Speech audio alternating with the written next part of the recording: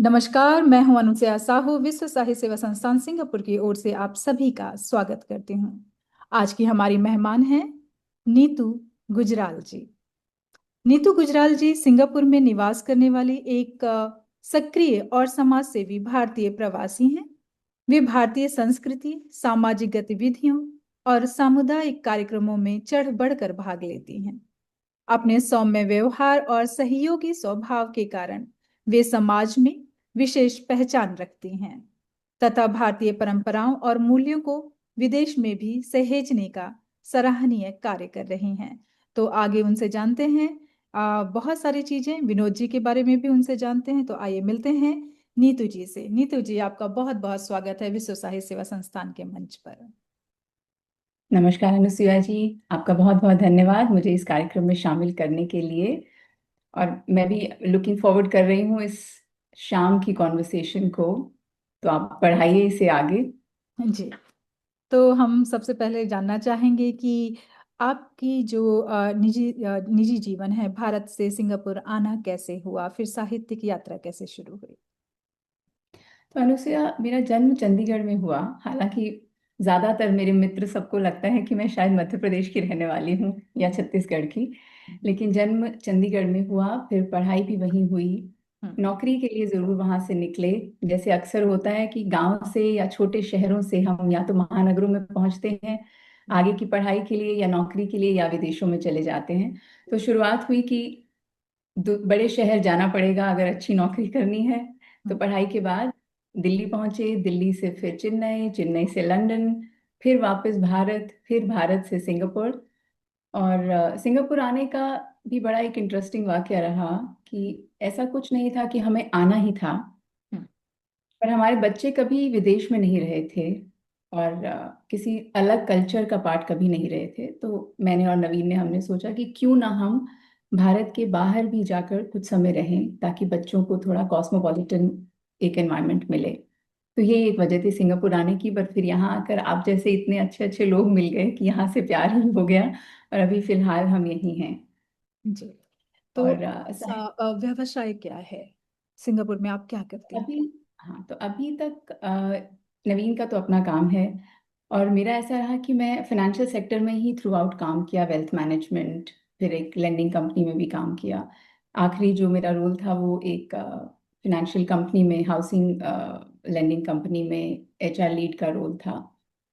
पर अब मैं केवल एक एंजल इन्वेस्टर हूँ, लिखती हूँ, पढ़ती हूँ और साहित्यिक कार्यक्रमों का हिस्सा रहती हूँ। थोड़ी गोस्ट राइटिंग भी करती हूँ, कुछ अनुवाद भी करती हूँ मित्रों के लिए।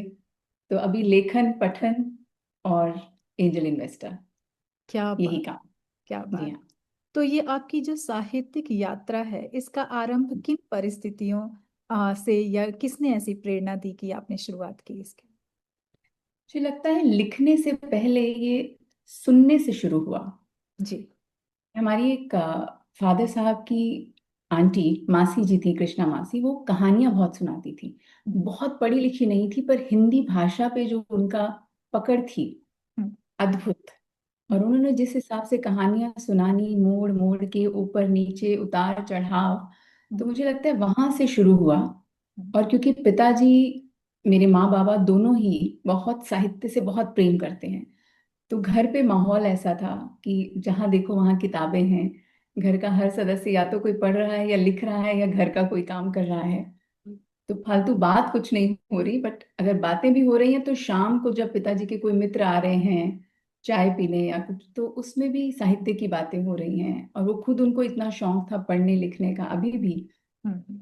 तो जैसे हमें लेकर जाना कि अच्छा ये लाइब्रेरी है, लाइब्रेरी की मेंबरशिप है, यहाँ से जो किताबें लेनी है लीजिए। ये वो किताबों की दुकान है जहाँ पे कभी शिव कुमार बटालवी आते थे या अमृता प्रीतम आती थी, या कोई बड़े इवेंट्स होते थे तो ही यूज टू मेक श्योर कि हमें लेकर जाएं। इतनी बुद्धि शायद तब नहीं थी, समझ भी नहीं थी कि सुरजीत पातर जैसे लेखकों से उन्होंने मिलवाया, पर तब पता ही नहीं था कि वो इतने बड़े हैं। हम्म। तो ये सब चलता रहा। और क्योंकि किताबों का एक हिस्सा था सिर्फ, आई थिंक उसमें 6 या 7 किताबें थी जो हमारे लिए नहीं थी। शायद उस समय हम इतने बड़े नहीं थे। उसके अलावा पूरी घर की लाइब्रेरी खुली थी, कोई भी बच्चा किताब उठाए, पढ़े, वापस रखे, फिर उसका विश्लेषण, बातें, ये सब कुछ होता था घर पे। तो काफी पढ़ाई लिखाई का माहौल रहा, तो शायद वहीं से झुकाव आया। और पिताजी लिखते भी थे, अभी भी लिखते हैं, क्या तो बात। शायद वहीं से झुकाव आया। क्या बात। तो लेखन की दिशा में पहला निर्णायक मोड़ आपके जीवन में कब आया? तो आपने बताया कि लेखन भी आपने वहीं से शुरुआत की, घर का जी हाँ। माहौल ऐसा रहा। तो आपकी रचनाओं में जो संवेदनात्मक गहराई दिखाई देती है, मैंने आपकी कविताएं सुनी हैं। मुझे नहीं पता कि वो शायद आप दूसरे लेखकों की सुनाती हैं, लेकिन मुझे ऐसे लगता है कि जिस भाव से आप सुनाती हैं, तो आप जो चयन करती हैं कविताओं का, तो आपका लेखन भी कुछ उसी तरह का होगा। तो जब आप उनको गहराई से देखती हैं, तो उनका मूल स्रोत आप किसे मानती हैं? अनुभव, समाज या अंतर्मन? मुझे लगता है कि एक कोई चीज तो तीनों में से प्रभावित नहीं करती। हम्म, आप समाज में जो अनुभव करते हैं, फिर उसका अपने अंतर मन में विश्लेषण करते हैं, देन यू रिफ्लेक्ट। तो बिल्कुल। मुझे लगता है तीनों चीजों का प्रभाव रहा। हम्म, और सौभाग्य से मेरा साथ ऐसे लोगों के साथ हमेशा रहा शुरू से। अभी भी जो मेरे स्कूल की सहेलियां या मित्र हैं, वो अभी भी मेरे मित्र हैं, और सब लिखाई पढ़ाई में इंटरेस्ट वाले हैं। तो आई थिंक वो एक मेरे लिए बहुत सौभाग्यशाली बात रही कि सबको किताबों में इंटरेस्ट रहा। तो वो शायद होता भी है कि आप सेम एनर्जी को अट्रैक्ट करते हैं। जी। तो ज्यादातर आपके आसपास वही लोग आपको अच्छे लगते हैं, जो या तो बाउंस आप बैक करते एनर्जी हैं के आपकी साथ एनर्जी को, मेल और या खाते फिर हैं। जी। मैच करते हैं। जी। तो मुझे लगता बहुत है खूबसूरत। पहली बार, जो पहली बार कहानी लिखी, हम्म, आई थिंक मैं कक्षा 6 में थी। उससे पहले भी लिखते थे छोटा मोटा, पर हम्म, कक्षा 6 में मुझे याद है कि मैं पहली बार अकेली लाइब्रेरी गई साइकिल पे। हम्म, सेक्टर 17 में लाइब्रेरी अभी भी है, मैं कई बार जाती हूँ चंडीगढ़, तो वहां जरूर जाती हूँ। हम्म, और एक किताब थी वहां, मुझे नाम भी याद है, सारी कहानियां मैंने अपने बच्चों को उस किताब की सुनाई हैं। रशियन फोक टेल्स की किताब थी, पंजाबी में, रूसी लोक कहानियां। तो वो एक किताब थी जिसको पढ़ने के बाद मुझे लगा कि ये कहानियां तो आपको सपनों की दुनिया में ले जाती हैं। अब रशियन फोक स्टोरीज में बहुत अमेजिंग मैजिक, विचेस, हर तरह का सब कुछ मिलेगा आपको, हमारी इंडियन स्टोरीज में भी होता है। पर उसमें कुछ, एक तो नाम अलग, हम्म, प्रदेश अलग, हम्म। बहुत अट्रैक्टिव मुझे लगा। आई थिंक तो वो उसके बाद दंत से मैंने, कथाएं की लोक कथाएं जो होती हैं। जी हाँ, जो ओके। लोक कथाएं और वो भी परी कथाएं, हाँ, तो हाँ। उससे मुझे, हाँ, उसके बाद मुझे लगा कि ये तो बड़ा अद्भुत संसार है, बाहर की तो जरूरत ही नहीं है, ये तो हम्म, आप किताब के अंदर ही सब कुछ मिल गया। तो हम्म, वहां से मेरी कहानियां लिखने की शुरुआत हुई। कविताएं आई थिंक कुछ समय बाद आई, जब आप थोड़ी, आई थिंक एक उम्र चाहिए होती है कविताओं को लिखने के लिए। और खासकर जैसे मैं प्रेम और विरह पे ज्यादा लिखती हूँ और स्त्रियों पे ज्यादा लिखती हूँ, तो वो आई थिंक कॉलेज में पहुंचने के बाद वो समझ आई कि ऐसी कविताएं लिखी कैसे जाती हैं। मैं फादर साहब की कविताएं पढ़ती थी, तो वहां से समझ आनी शुरू हो गई थी कि कविताएं अच्छा ऐसी होती हैं। हम्म। अच्छा, जो आपने कहा कि स्त्रियों पर आप लिखती हैं, तो क्या हम्म, कुछ ऐसा माहौल रहा, कहीं ऐसे आपने देखा कि स्त्रियां क्या क्या चीजें भोग रही हैं, या उनकी कहानियां आपने देखी? हम्म। सो एक मिडिल क्लास अपब्रिंगिंग में जब आपके आसपास जो माहौल रहता है, अब हमारे घर में हम खुद 4 बहनें हैं, एक भाई हैं, पर हमारे फादर साहब काफी प्रोग्रेसिव हैं। हमारी बुआ जी एजुकेटेड हैं, वो कहानियां जब सुनाती हैं तो अद्भुत, हम्म, अद्भुत। हम्म। आई थिंक इन सब का बहुत मेरी लाइफ पर पे बहुत इम्प्रेशन बहुत रहा। क्योंकि अब जैसे मैं कई बार कहती हूँ अनुसुईया जी, अगर मेरी मदर से आप पूछेंगे एक सवाल कि अच्छा, कल रात को पिछली गली में चोरी हो गई या कोई आया था, ये खबर सुनी, तो वो कहेंगी हाँ पता है, वहां पे ऐसा हुआ था, फिर वो लोग चले गए और सब गए। अब बुआ जी जब बताएंगी तो वो क्या कहेंगी, एक चोर आया दृश्य था, बना देंगी जी। बाहर कूदी, हाँ। उसने कांच लगा, ये हुआ वो विजुअल हुआ। विजुअल जो है वो दिमाग में एकदम क्रिएट हो जाएगा। एग्जैक्टली, तो मेरे साथ भी वही हुआ कि कहानी और कविता, हम्म, विजुअल मुझे पहले आता है, hmm, and I write it later, I see it first and I write it later. So वो जो अब स्त्रियों की बात है, हम्म। ज्यादातर मेरी मित्र महिलाएं हैं।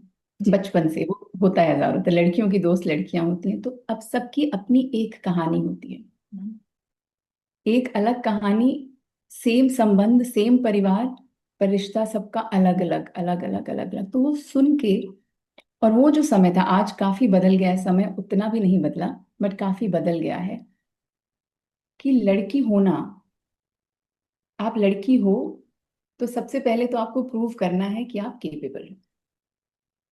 तो ये अक्सर कानों में पड़ता था कि नहीं नहीं, पढ़ाई में पीछे नहीं रह सकते, लड़कों से पीछे नहीं रह सकते, हर काम करना आना चाहिए घर बाहर, क्योंकि आप लड़की हो। तो ये जितना मर्जी अच्छे परिवेश में, अच्छे परिवार में आप हो, ये कहीं ना कहीं से आपको सुनेगा। बिल्कुल बिल्कुल। है ना, लड़की हो तो आपको एक तो आगे बढ़ना जरूरी है। जी, मतलब वो बढ़ रही है अपने दम पर, मतलब जो उसके नाम हम्म। की रिस्पॉन्सिबिलिटी है वो कोई लेगा नहीं, उसे छोड़ेगा नहीं उन चीजों से।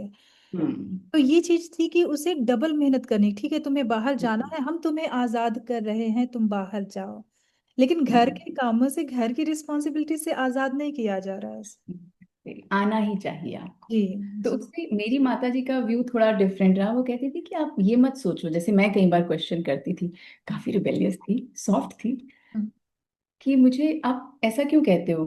हम्म। पर हमारे भाई को भी वही सब सिखाया गया। ऐसा नहीं कि उसको चाय बनानी मुझे सिखाई तो उसको नहीं सिखाई। तो ये कहा गया कि ये तुम्हारे अपने सर्वाइवल के लिए है, इसलिए नहीं है कि तुम्हें अगले घर जाना है। तो माँ का हमेशा यही रहा समझाने का तरीका कि ये तुम्हारे अपने लिए है, ताकि तुम इंडिपेंडेंट रहो, किसी के ऊपर निर्भर नहीं रहो किसी भी चीज के लिए। कि जो अपने लिए खाना बना के नहीं खा सकता, देखो कितनी गलत बात हो जाएगी तुम्हारे लिए। ये आज तो यहाँ रहती। आपके घर का ये है कि मतलब आपके घर में ये तथ्य दिया जाता था, हम्म। लेकिन अगर मेजोरिटी घर आप देखें तो उनका यही एम होता था कि लड़की को दूसरे घर जाना है तो उसे ये सारी चीजें आनी चाहिए। जी। वो हमें भी सुनाई पड़ती थी। माँ हम्म, नहीं कहेगी तो कोई रिश्तेदार कह देगा, जी जी जी। कोई पड़ोसी कह देगा। पर हम्म और दोस्तों का जो इन्फ्लुएंस रहा वो यही रहा कि सबके एक्सपीरियंसेस अलग थे। हम्म। मेरे घर में अगर भाई बहन बराबर हैं तो जरूरी नहीं कि मेरे साथ वाले घर में या मेरी सहेली के घर में भी बराबर हो। तो वो आने जाने में सबके माता पिता एक दूसरे से बात करते, हम एक दूसरे के घर रहते, खाते पीते, तो वो एक्सपीरियंसेस आते हैं। फिर आप बढ़ते जाते हैं और दोस्त बनते हैं, कॉलेज, वर्क प्लेस, और अलग अलग देशों में आप देखते हैं, सुनते हैं। फिर उसी अनुभव को आप किसी तरह अपने शब्दों में बदल देते हैं। तो बिल्कुल मुझे लगता है कि लेखन में वो जो इम्पैक्ट है वो सभी चीजों का आता है, किसी एक का तो नहीं। बिल्कुल। बिल्कुल सही बात कही आपने कि जिंदगी बहुत चीजें, मतलब हम जीते जीते सीख जाते हैं, देखते देखते सीख जाते हैं। जी हाँ, जी हाँ। तो आज तक की आपकी साहित्यिक यात्रा को देखते हुए आप स्वयं अपने लेखन के उद्देश्य और प्रभाव को किस रूप में परिभाषित करती हैं? अपने शब्दों में कहें तो मुझे लगता है कि अभी भी मैं लर्निंग स्टेज पे हूँ। उतना मैं कितना किसी को प्रभावित कर पाती हूँ अपने लेखन से मुझे अभी नहीं पता। लेकिन जब भी मेरी दादा से बात होती थी तो दादा ने हमेशा यही कहा कि लेखन अपने लिए है ही नहीं। क्योंकि जब तक मैं उनसे मिली थी तब तक मैं खुद ही लिखती थी और कविताएं बस उन्हीं को सुनाती थी, या सिर्फ मेरे फादर साहब को। तो उन्होंने यही कहा कि ये ऐसा नहीं कर सकते, क्योंकि कभी एक तो सबको एक किताब जरूर लिखनी चाहिए अपने जीवन में, ये उनका बिल्कुल क्लियर था कि सबको एक किताब लिखनी चाहिए।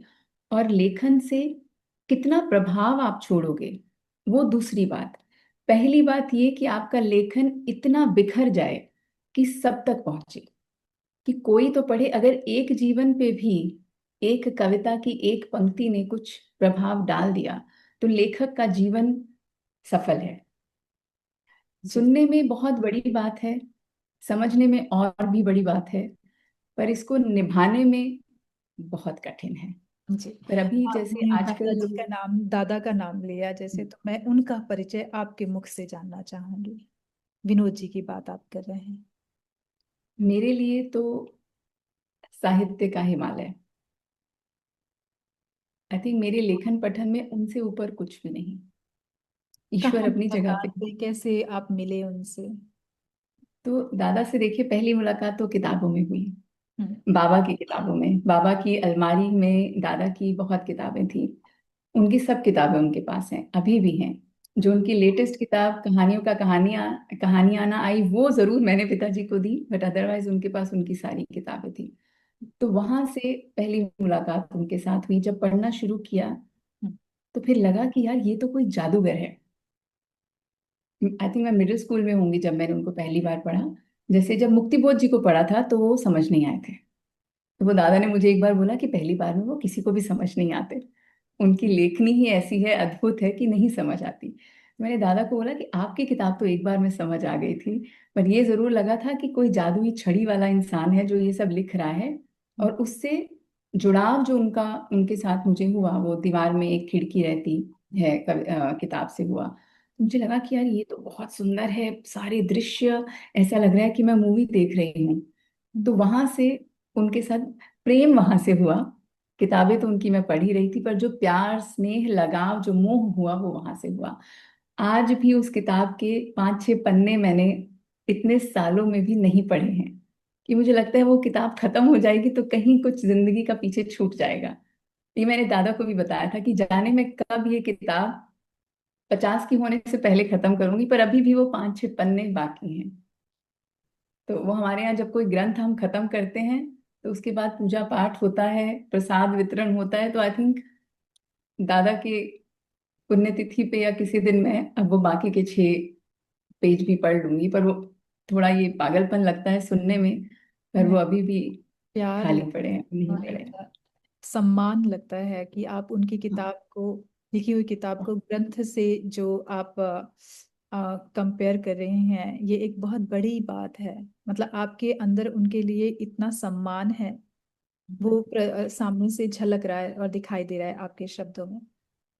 तो नीतू जी, मैं ये थोड़ा सा जानना चाहूंगी कि विनोद जी से जो आपका प्रथम परिचय हुआ, तो किस हम्म। माध्यम से हुआ? तो दादा से मिलना हमेशा से चाहती थी, हम्म, सालों से। हम्म, अब समय बीतता गया, उनकी उम्र भी बढ़ रही थी, हम्म, मेरी भी बढ़ रही थी। तो कई बार मन बहुत कचोटता था कि उनका एड्रेस मेरे पास है, मैं फिर भी जाती क्यों नहीं, क्योंकि पुरानी किताबों में लेखक का पता भी रहता था। तो पता मेरी डायरी में बहुत सालों से लिखा हुआ था। तब हम्म, नंबर नहीं था, लैंडलाइन नंबर था। हम्म, तो फिर पिछले वो समय आया जब होता है ना कि अब आपको लगता है कि नहीं, अब बहुत देर हो चुकी है, अब आपको जाना चाहिए। तो मैं हमेशा कहती थी कि मैं सपने में देखती थी कि एक नीलकंठ है जो मुझे और दादा को मिला रहा है, और उसका एक चेहरा है, और वो आज के दिन में एक है नीलकंठ। और मैं और दादा हम मिल रहे हैं और हमने अब एक दूसरे को पहचान लिया। ये मेरे सपने में हमेशा मेरे को सपना आता था। सुनने में बहुत ऐसा लगता है कि अरे बिल्कुल ही पागल है, नहीं नहीं उनके लिए तो मैं। नहीं, ऐसा नहीं तो लगता। ऐसा लग रहा है कि आप लोगों का मिलना एक डिवाइन, कहते हैं ना, बहुत गतिविधि है। जिस तरह से आपने नीलकंठ कहा, तो नीलकंठ हाँ, मतलब हम शंकर जी या शिव जी को ही कहते हैं, बिल्कुल तो आप उनके बारे में ही कह रहे हैं। तो बिल्कुल वो बिल्कुल। जो भी कार्य करते हैं, चाहे सपने में आकर करें, चाहे जैसे भी करें, तो उनका शामिल होना मतलब एक उद्देश्य भरा मिलन है ये। बिना तो एक उद्देश्य को कोई नीलकंठ कार्य पक्षी नहीं। रहता है जो कहते हैं कि ईश्वर से मिलाने के लिए जरिया बनता है हमारे लिए। तो वो मेरे लिए जो नीलकंठ रहे। हम्म, बट एनी हाउ, सपने में जब ऐसा होता था तो मैं सोचती थी कि मैं जाऊंगी दादा के घर सपने में। हम्म, और वो जीवंत सपना लगता था कि जब वो मुझे कहेंगे कि नीति तुम आ जाओ, मैं तब जाऊंगी। और ये बड़े सालों से चल रहा था। वो तो मेरे जानते थे फादर, आपको? वो आपको जानते थे? वो तो मुझे जानते ही नहीं थे। हाँ, वही मैं कह रही हूँ, जिस तरह से हाँ, वो आप। तो जानते नहीं थे, मैं उनको जानती थी ना। हाँ, हाँ, तभी तो मैंने उनको ये बताया कि मैं एक कविता मैंने लिखी थी ये अपने नीलकंठ के लिए। पर मैंने दादा को सुनाई कि यही वो क्षण है जब तुम देखते हो मुझे, भीड़ का हिस्सा ही सही, क्योंकि अजनबी तो हम हैं। मैं तो तुम्हें जानती हूँ, पर तुम्हें तो पता भी नहीं कि मैं हूँ। कितनी अजीब सी बात है ना। तो एनीवेज, अब बाद में तो जान ही गए थे।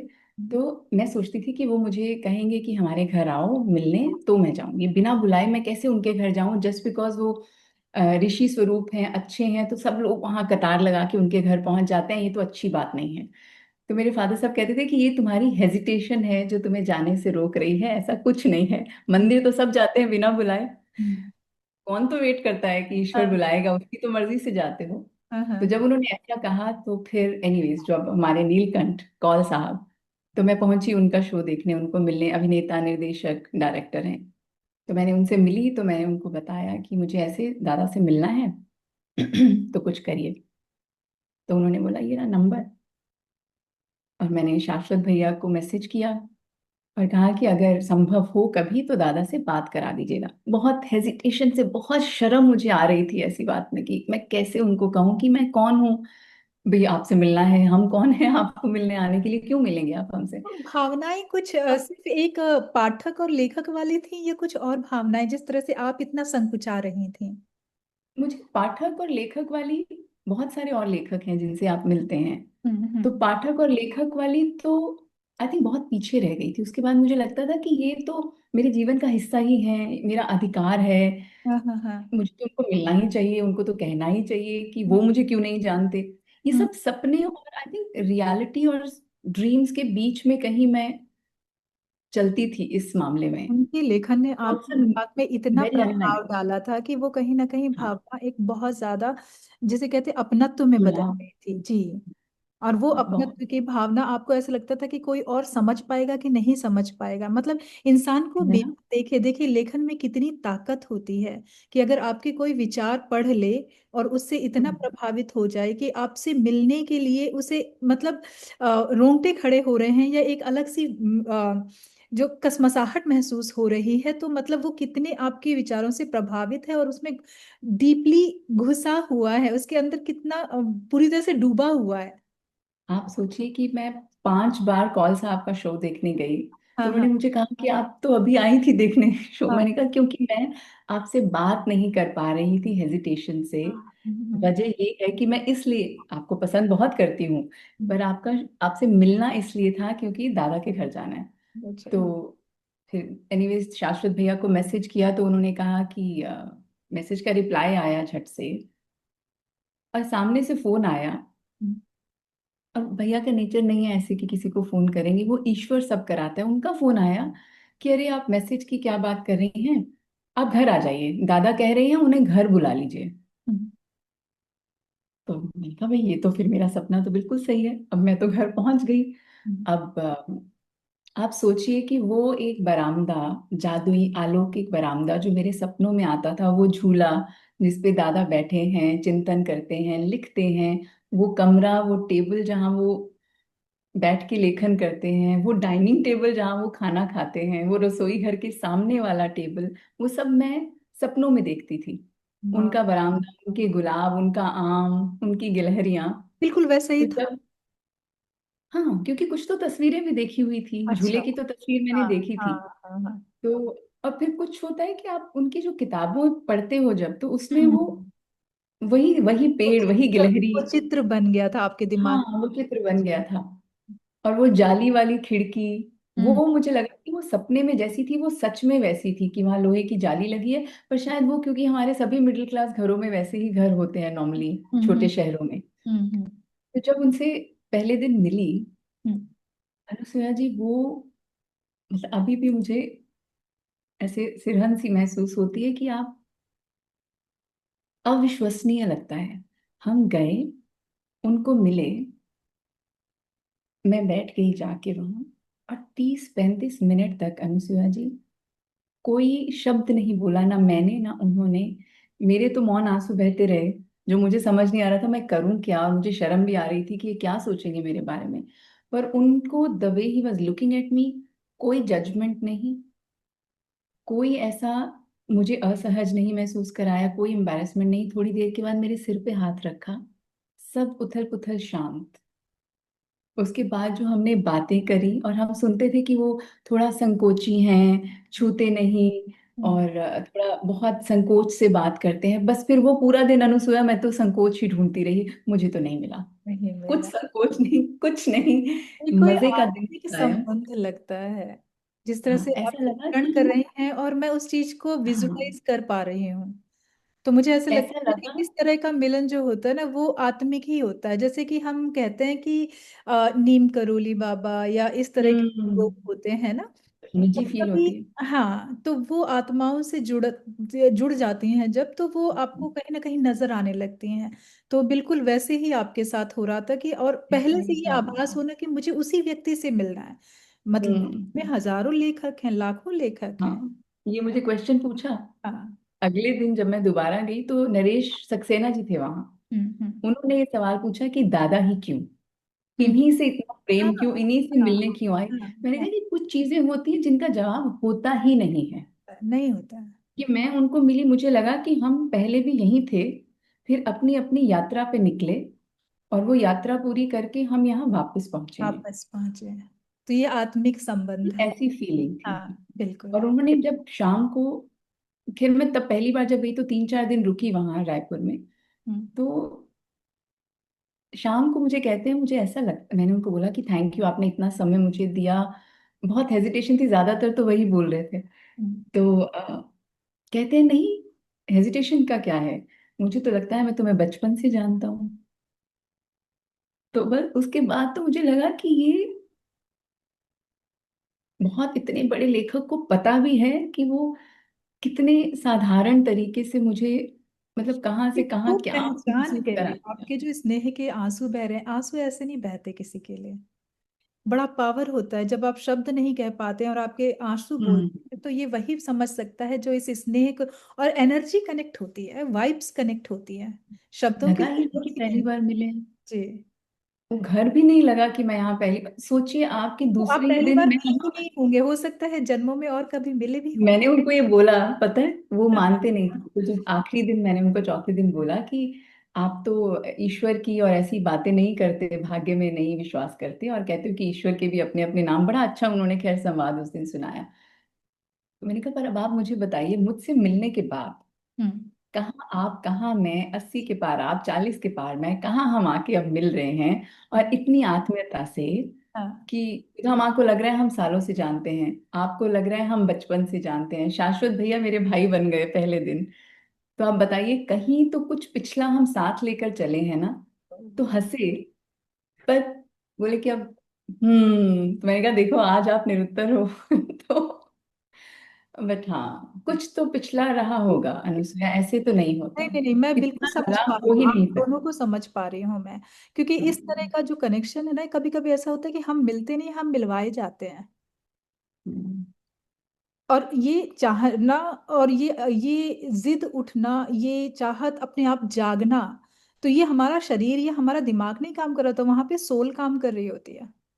तो और जब बिल्कुल, सोल और से सोल अनुसुईया का कनेक्शन उसमें भी, होता है, वो ऑटोमेटिक सही समय आने पर मिलना होता ही होता है उसके साथ, हाँ, उस सोल के। जैसे मुझे जब कौल साहब ने कहा कि अब दादा कम मिलते हैं लोगों से, कि उनकी तबीयत ठीक नहीं रहती, तो वो जो शब्द मैं कहना भी नहीं चाहती थी बट मुझे कहने पड़े, कि मैंने कहा कि मैं समझती हूँ इस बात को कि मेरे पास शायद समय बहुत ज्यादा है नहीं।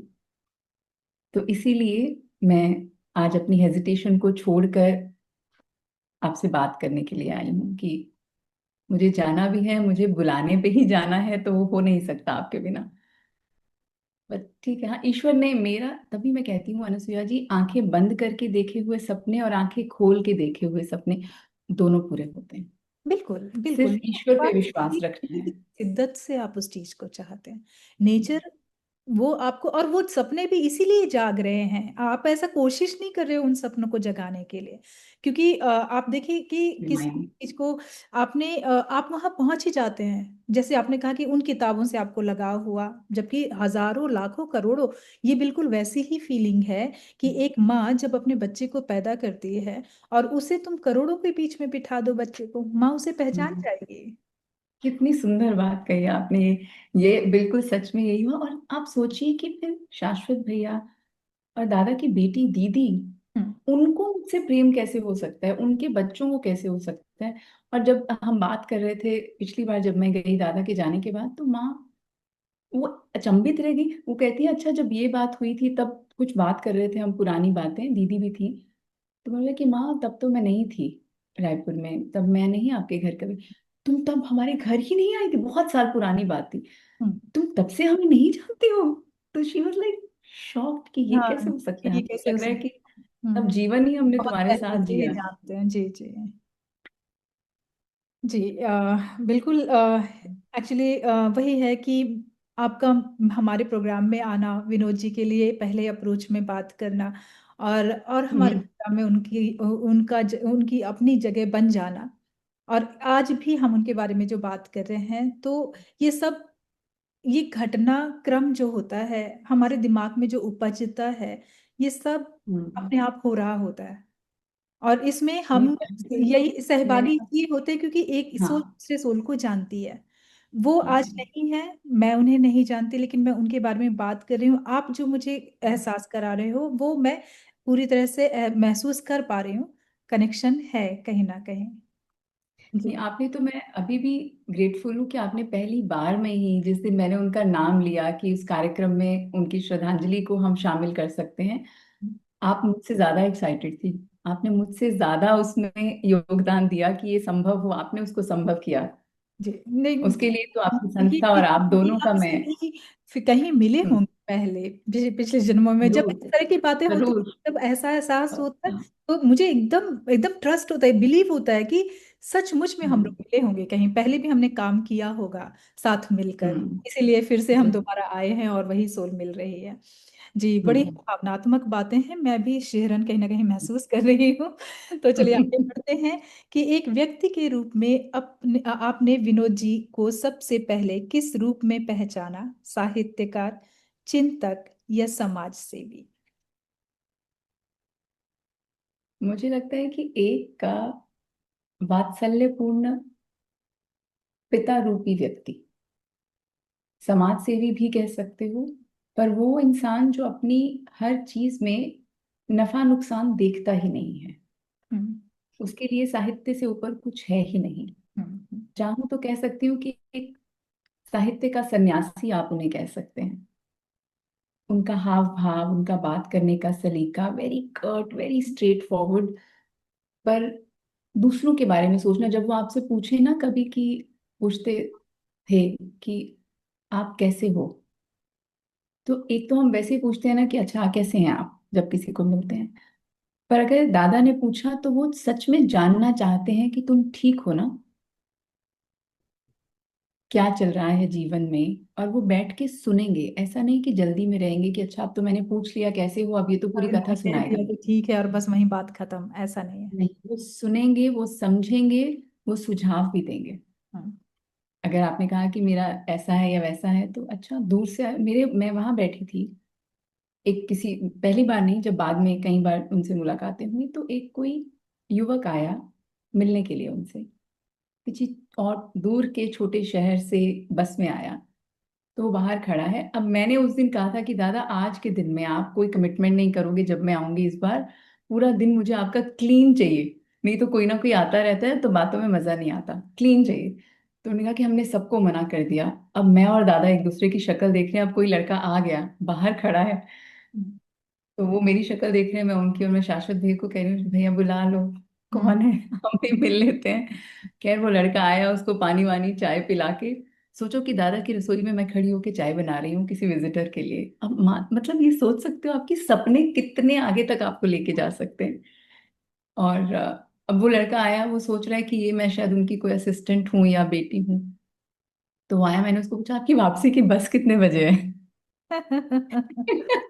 हम्म। बाद में मुझे उन्होंने बोला कि बहुत शरारत वाली बात थी, क्योंकि मैं पूछना चाहती थी कि अब आप आए हो पूरा दिन यहाँ आएंगे अब बिताने वाले जाओगे हो या, अच्छी कहाँ? बात नहीं है। मैंने बोला कि लेट मत हो जाना, अगर चाहिए तो गाड़ी बाहर खड़ी है, आपको ड्रॉप कर देंगे। तो उसने बताया कि मैंने इतने बजे की बस से वापस जाना है। हम्म। तो but any how, so he was very very kind. Kindness में तो आई थिंक, तो मैं कह सकती हूँ कि एक बहुत दयालु भाव के, बहुत ही सहायता करने वाले इंसान। पर जो पहली बार जाना, तो वो तो एक साहित्यकार के रूप में ही जाना, एक जादुई साहित्यकार। जी। तो साहित्यकार तो वो थे ही, फिर आपके बहुत अच्छे, तो क्या उन्होंने आपके जीवन में चल रही जो भी आपकी जीवन यात्रा थी, उसमें हम्म। उन्होंने आपको सहयोग किया कि आपको किसी परिस्थिति से बाहर निकाला हो या कुछ इस तरह की घटना घटी हो? एक्चुअली हुई तो सही, क्योंकि दो तरह से, एक तो एज अ, एक व्यक्ति के रूप में आपको कोई इतना विश्वास भर दे आपके अंदर कि आप एग्जिस्ट करते हो, मैटर करते हो। जब उनसे विदाई ली पहली बार, तो उन्होंने कहा कि चार शब्द थे, नीति तुम फिर कब आओगी। तो वो जो शब्द थे, उन्होंने मुझे अंदर तक इतना डीपली टच किया था कि ये मुझसे पूछ रहे तुम फिर कब आओगी। अब मैं कौन हूँ? कोई नहीं। क्या अस्तित्व है? कुछ नहीं, हम सब कुछ नहीं है उनके सामने। तो जब अगले दिन सवेरे जब हम उनको मिलने पहुंचे, तो थोड़ी हेजिटेशन थी कि अभी कल रात को देर से वापस पहुंचे हैं, अभी फिर सवेरे सवेरे पहुंच जाएं, तो हम समय से 10-12 मिनट लेट से पहुंचे। अब जब गेट पे पहुंचे तो देखा कि उस जादुई बरामदे में सुधा माँ कुर्सी पे बैठी हैं और दादा झूले पे बैठे हैं और सड़क की तरफ दोनों देख रहे हैं। अब जब हम पहुंचे, बात हुई, चरण स्पर्श किया, अंदर गए, तो सुधा माँ हंस रही थी, बोलती है सुबह से तैयार होके और तुम्हारी बाट देख रहे हैं झूले पे बैठ के। अब आप बताइए, मतलब इतने लोग उनको मिलने आते हैं अनुसुईया जी, आप मानेंगी नहीं, और बिना अपॉइंटमेंट के भी आते, उनसे भी मिलते थे वो, और वो मेरा इंतजार कर रहे हैं। तो लगता है कि अरे, तो ये झूले पे बैठ के और सुबह से आपकी बाट देख रहे थे कि तुम कब आओगी। तो मुझे लगा कि इतना स्नेह और इतना वात्सल्य, हम्म। कोई व्यक्ति जो इतना महान, इतना बड़ा साहित्यकार है, उसको एहसास भी नहीं है कि वो कितना प्यार, कितना सम्मान मुझे दे रहे हैं। तो वहां प्रेम, से लगा कि कहते हैं प्रेम में बड़ी ताकत होती है। होती तो है, अगर ये तो आपके अंदर इतना प्रेम और इतना स्नेह, इतना सम्मान है उनके लिए, तो तो मानना वो पड़ेगा। समझ ही जाएंगे। और वो कोई मामूली इंसान नहीं है, नहीं, ऐसे ही प्रख्यात नहीं हुए वो। इतनी भावनाएं तो समझ सकते हैं कि जो प्रेम इसके अंदर है वो हर किसी के अंदर नहीं है। मिलेगा। जी। और प्रेम के सभी गुलाम होते हैं, तो वो भी, उन्हें भी वाकई, ऐसे बार बार उनसे चाहिए। मुझे तो बताने से उन्होंने, हम्म। जैसे कहते हैं ना कि इस जन्म में अगर कोई इतना स्नेह दे सकता है, और एक होता है ना अनअचीवेबल, कोई ड्रीम्स होते हैं जो लगता है कि अच्छा ऐसा हो भी सकता है कभी, हम्म। जब वो होता है जीवन में तो लगता है अब मुझे लगता है कुछ भी हो सकता है। मैं अपनी जिंदगी में मैं अब कुछ भी कर सकती हूँ। कोई मुझे कहे कि ये करना है, अच्छा मुश्किल है, मैं भी कर सकती हूँ। बिल्कुल तो बिल्कुल। एक तो यही हुआ, पहली चीज कि उन्होंने मन में अपने लिए जो सम्मान और विश्वास जगा दिया कि हाँ ठीक है, इस जन्म में कुछ तो ठीक ठाक करा है कि दादा के सामने बैठे हैं और दादा का प्यार मिल गया जो इतनी शिद्दत से चाहा था। हम्म। फिर जब दादा ने बातें करते थे हम उनकी कविताओं की और साहित्य की बातें, उनके जीवन की, मेरी अपब्रिंगिंग की, तो उनको बहुत उत्सुकता और रुचि थी मेरी कविताएं सुनने में। जैसे कई बार कुछ कुछ वीडियोस भी हैं ऐसे ना कि हम बात कर रहे हैं तो बोलते नहीं आप अपनी कविता सुनाओ, मेरी नहीं, आप अपनी सुनाओ। जैसे मैं कभी कभी मार्क करके ले जाती थी कि आपकी ये कविता में मुझे ये पसंद है, इसका मतलब समझ नहीं आया, आपने ऐसे सोच के लिखा कि ऐसे सोच के। पर साथ के साथ ही उन्होंने कहना नहीं, नहीं अपनी कविता सुनाओ। तो वो कविताओं को सुनना, फिर उसके बारे में बात करना, कौन ही करता है अनुसुईया जी। इतना बड़ा आदमी कहाँ किसी और की कविताओं को सुनेगा, फिर उसके बारे में बात करेगा, दिलचस्पी लेगा। तो ऐसे ही पढ़ते हुए एक कविता में वो कहते हैं ऐसे भी सोच सकते हैं, ये तो मुझे पता ही नहीं था। अब मुझे तो लगता था कि मैं अभी कुर्सी से गिर जाऊंगी खुशी के मारे, या मैं आज उड़ते उड़ते होटल पहुंचूंगी, गाड़ी की जरूरत नहीं है। हाँ। फिर ऐसे ही उन्होंने एक दिन कहा कि तुम्हारी तुम्हारा लेखन अच्छा है, सीरियसली कहा।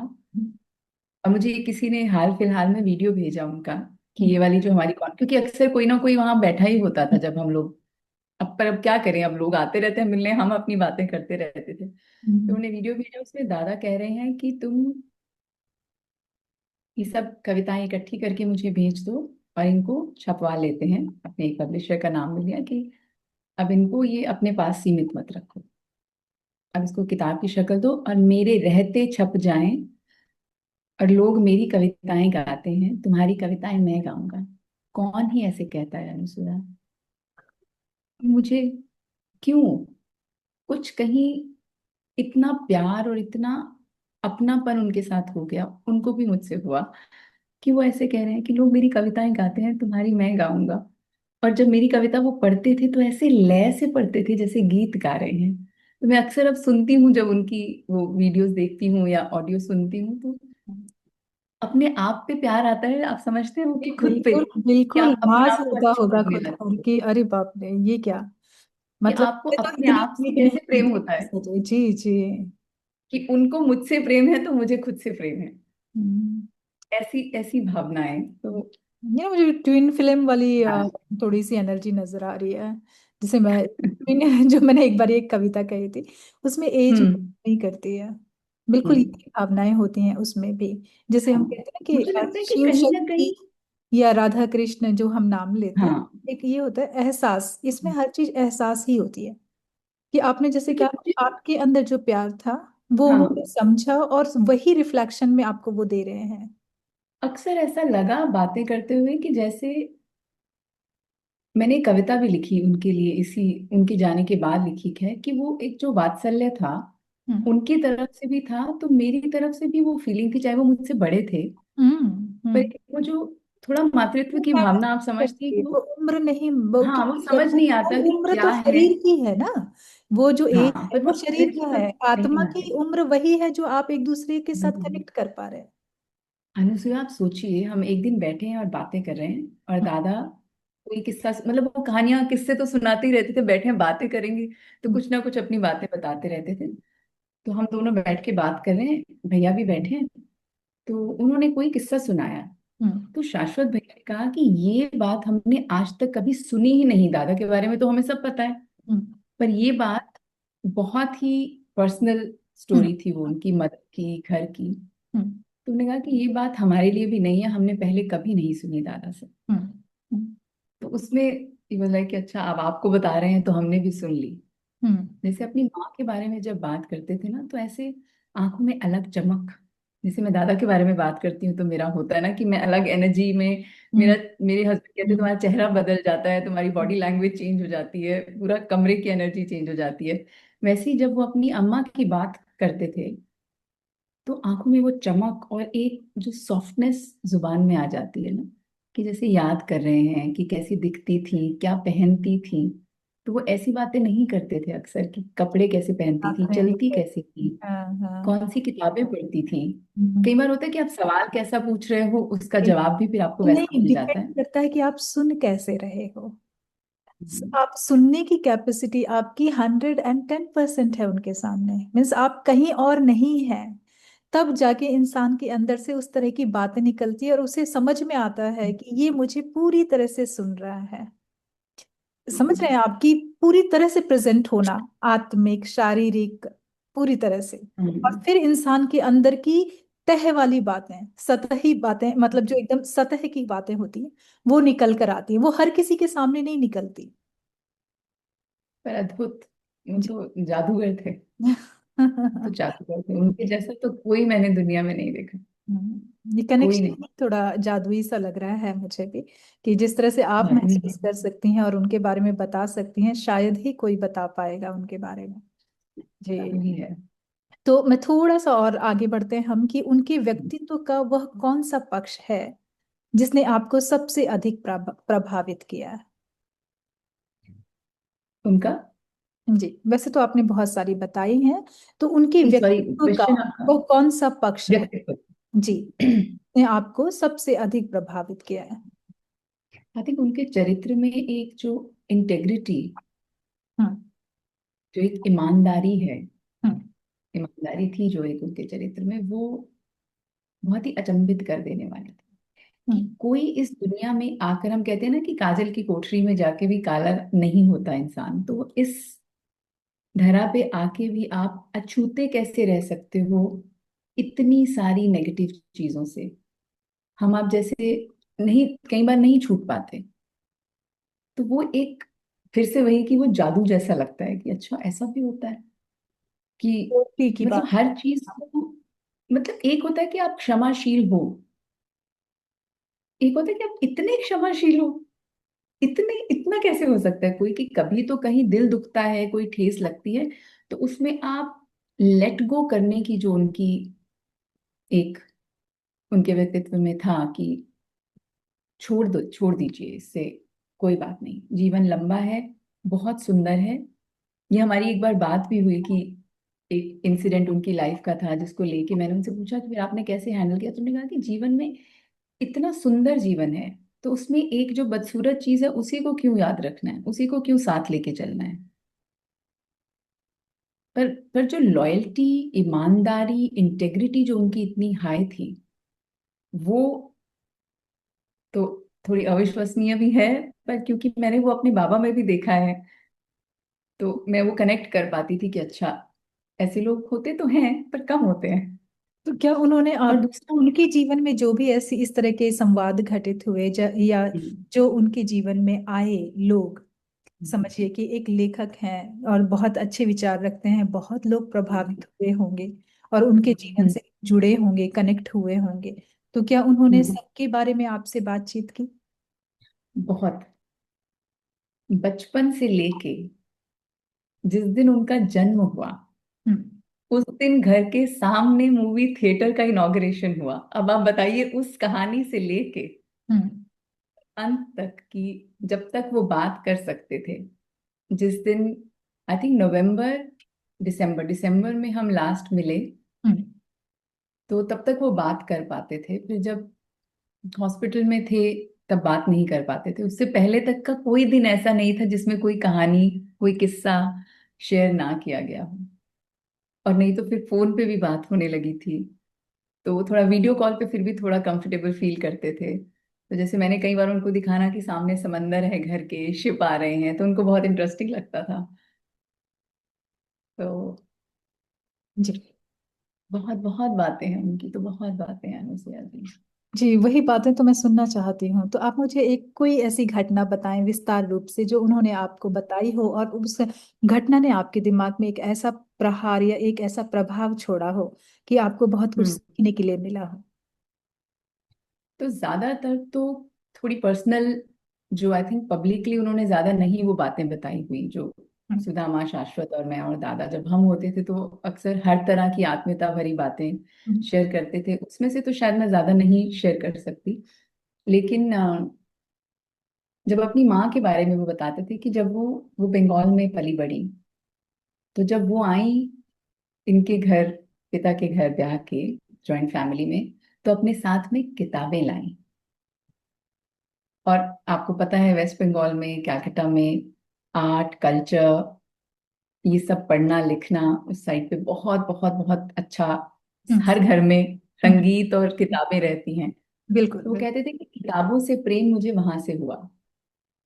तो जब वो बात बता रहे थे तो साथ ही कहती कि बस वैसे ही जैसे तुम्हारे पिताजी की किताबों से तुम्हें हुआ, वैसे ही मेरी माँ किताबें लाई थी, उल्टे पल्लू की साड़ी पहनती थी। तो ऐसी ऐसी बातें। पर एक जो लेखन से संबंधित उन्होंने बात बताई कि उनकी एक लिखी हुई कविता थी, और उनके एक बड़े भाई थे, कजन, जो यूनिवर्सिटी में काम करते थे, और वहां पे मुक्तिबोध जी थे। तो उन्होंने उनसे कहा कि मेरा भाई है जो लिखता है। तो उन्होंने कहा ठीक है, उससे भी लाइएगा, उसकी कविता भी लाइएगा। तो इनकी जब वो कविता वहां पहुंची, तो उस कविता की किसी एक लाइन में, अच्छा बाय द वे वो एक बार हिंदी के एस्से के उसमें फेल भी हुए थे। तो ये भी उन्होंने मुझे बताया कि एक बार मैं हिंदी के एस्से में फेल हुआ था। हम्म। बताइए, अविश्वसनीय लगता है ना। नहीं, ऐसा तो होता है। मैं भी अपनी कहानी बताऊंगी तो आपको पता चल। फिलहाल अगली बार इंटरव्यू मैं करूंगी। हाँ जी जी, बिल्कुल बात करेंगे। और मैं थोड़ा सा बता भी देती हूँ आपको कि क्या था कि पहले फिफ्थ स्टैंडर्ड से ना वो उत्तर पुस्तिका शुरू होती थी पेपर में। हम्म। पहले तो हमें जी पेपर हाँ, में जी हाँ। ही लिखना भरना होता था, तो वो हम्म, आदत थी। अब हम्म, फिफ्थ में जब पहली बार उत्तर पुस्तिका मिली, तो जब पेपर देखा और उसके बाद लिखना शुरू किया, लगा ये तो आ रहा है, ये आ रहा है, और कुछ ज्यादा ही लिखते रहे और टाइम पूरा चला गया। पीछे देखा तो सब आ रहा था लेकिन समय पूरा खत्म हो चुका था। कुछ इस तरह की घटना ओहो। मेरे साथ घटी थी। और 100 में से कम 35 तो लाना था। पासिंग मार्क होते थे हाँ। 35। मुझे 22 मार्क्स मिले थे और मैं फेल थी अरे, हिंदी में। और आता सिर्फ था पेपर, मैं पास, हाँ सब और आ वो रहा भी हिंदी था में लेकिन कुछ वो लिखने माने ही का नहीं नहीं। करने से हुआ तो हिंदी में नंबर कम हाँ, पाएंगे। तब तो बहुत छोटे थे हम। तो मतलब ऐसा होता है कि सम टाइम लाइक, और मुझे ये भी नहीं पता था कि बाद में मुझे हिंदी में ही काम करना है। लेकिन ये घटना मैं आपसे बता रही हूँ क्योंकि ऐसा, जब मैं बच्चों से भी अपने कहती हूँ पता है पहली बार जब मैंने फिफ्थ स्टैंडर्ड में एग्जाम दिया था और मैं हिंदी में फेल हो गई थी, तो कहते क्या बात करें मम्मी, आपको आता नहीं था? मैंने कहा नहीं बेटा, हम टाइमिंग थोड़ी आता गलत हो तो गई था। थी, आता तो हाँ। था। तो इस तरह की करना घटना। कैसे है, उसको स्ट्रक्चर कैसे करना है, ये जीवन में भी तो बिल्कुल। होता है ना अनुसुईया। फिर बहुत time management is very very important. उसके बाद समझ में आया कि अच्छा भाई, नहीं आता है इसको छोड़ो, मत सोचो इसके बारे में, आगे बढ़ो। अगर मैं उस हाँ, प्रश्न पर वही ना ना। अटकी रहती तो मेरा समय ना निकल जाता इतना सारा। जी। कि ना, जैसे दादा ने कहा कि आप अच्छी चीजों को साथ लेके चलिए, और लेट गो करना सीखिए। हम्म, ये तो एक आर्ट है जो बहुत मुश्किल है, धीरे धीरे अनुभव से हम सीखते हैं। बिल्कुल। तो हाँ, उनकी वो कविता वो पहुंची मुक्ति जी के पास, फिर उसके बाद तो वो उनके मेंटोर ही बन गए, बहुत क्लोज उनका रिलेशनशिप रहा। हम्म, तो उस कविता में कोई एक लाइन थी जो किसी और कवि की कविता से मैच करती थी, क्योंकि हम जिनको पढ़ते हैं अक्सर उनकी छवि या छाप कहीं ना कहीं आ जाती है। हम्म, तो वो कहते हैं जब उसमें फीडबैक मिली तो मैं रोया, हम्म, आंसुओं से रोया कि अरे, मेरी कविता के बारे में ऐसे कहा। फिर हम्म, उसके बाद तो खैर उन्होंने हमेशा अपना हर उत्तर सिर्फ सुधार और अच्छा करने से दिया। जब लोगों ने क्रिटिसाइज भी किया उनको कभी, हम्म, तो उन्होंने कभी खड़े होकर ये नहीं कहा कि आप गलत कह रहे हो, हम्म, मैं सही हूँ। हम्म, और अच्छा और अच्छा और अच्छा किया। और ये उन्होंने बोल के भी बताया कि मैंने हमेशा उत्तर और अच्छा और अच्छा और अच्छा अपने लेखनी से दिया हमेशा। शब्दों से बोलने का कोई मतलब नहीं कि कोई कहे बिल्कुल। हम अच्छे, कोई कहे हम बुरे। हम बुरे, हमारा बिल्कुल, काम बहुत अच्छा। काम बोलता तो है। अपने काम पे हमेशा अच्छे से करना, ईमानदारी से। ये तो उन्होंने मुझे भी कहा कि लेखन में हम्म, कोई गद्दारी नहीं, बिल्कुल, लिखते हुए प्रेम से, जैसे छोटे बच्चे को सहलाते हैं वैसे लेखनी को हमेशा वैसे लेकर चलोगे तो वो तुम्हें, बच्चा बच्चे को थोड़ा सा प्यार देते हैं, बच्चा कितना प्यार देता है, कहते हैं वैसे ही कविता में थोड़ा डालोगे, कविता तुम्हें बहुत देगी। बिल्कुल, बिल्कुल। कितनी प्यारी प्यारी बातें भूल बहुत गए, बात कितना है कुछ और इससे अभी सुन एक सकते थे हम। पर जैसे आपने कहा कि हर एक इंसान अपनी कहानी, कोई एक कहानी, कोई दो कहानी लिए घूम रहा है। सबकी कहानियां हम्म, ही लिख पाते हैं, लेकिन ऐसे लगता है कि भगवान ने तो पूरे सृष्टि में कहानियां ही उतारी हैं। हर इंसान की देखी जाए तो, चाहे संघर्ष की हो, चाहे उसकी मतलब उत्थान की हो, चाहे वो जिस तरह से पनपा है, जिस तरह से उसने अपनी सीढ़ियां चढ़ी हैं, या जिस तरह से भगवान ने उसे लिफ्ट करवाया है, जिस तरह से उसने अपनी मित्रता निभाई है, रिश्ते निभाए हैं, अपनी जिम्मेदारियां निभाई हैं, सब कहानियां हैं। हम्म, और ये कहानियां, तो मुझे ऐसा लगता है कि लिखिए, मैंने एक कविता लिखी थी बड़ी अच्छी, कि हम्म, लिखिए, हम्म, अगर आप अपनी कहानी में हैं तो भी लिखिए, आप किसी और की कहानी में शामिल हैं तो भी लिखिए, आप जीते हैं बट तो भी लिखिए, आप हारे हैं तो भी लिखिए। तो इस तरह कितनी से और सुंदर बात। बहुत थी, काफी नहीं, मैं ज्यादा पढ़ूंगी। बड़ी है। हाँ, मैं तो मैं पढ़ूंगी। आपको जरूर जैसे मेरा बेटा कहता है कि आपको सबसे बात क्यों करनी है, हम्म, कोई हमसे मुस्कुरा के बात करता है तो हम उससे बात करते हैं। बिल्कुल, मैं बिल्कुल, उसको ये कहती हूँ कि ये जो 10 लोग हैं आसपास, ये 10 कहानियां हैं। बिल्कुल सिर्फ कहानियां ये हैं। अगर आप व्यक्ति उन्हें नहीं है कि जानेंगे, आप आसपास है। समझेंगे। अब जैसे अब मैंने लिखना शुरू किया है तो मुझे मेरी दादी भी कहानी लगती हैं, मेरी नानी भी, ऐसे लगता है कि हाँ, मैं उनकी और कहानी, अद्भुत कहानियां उनकी।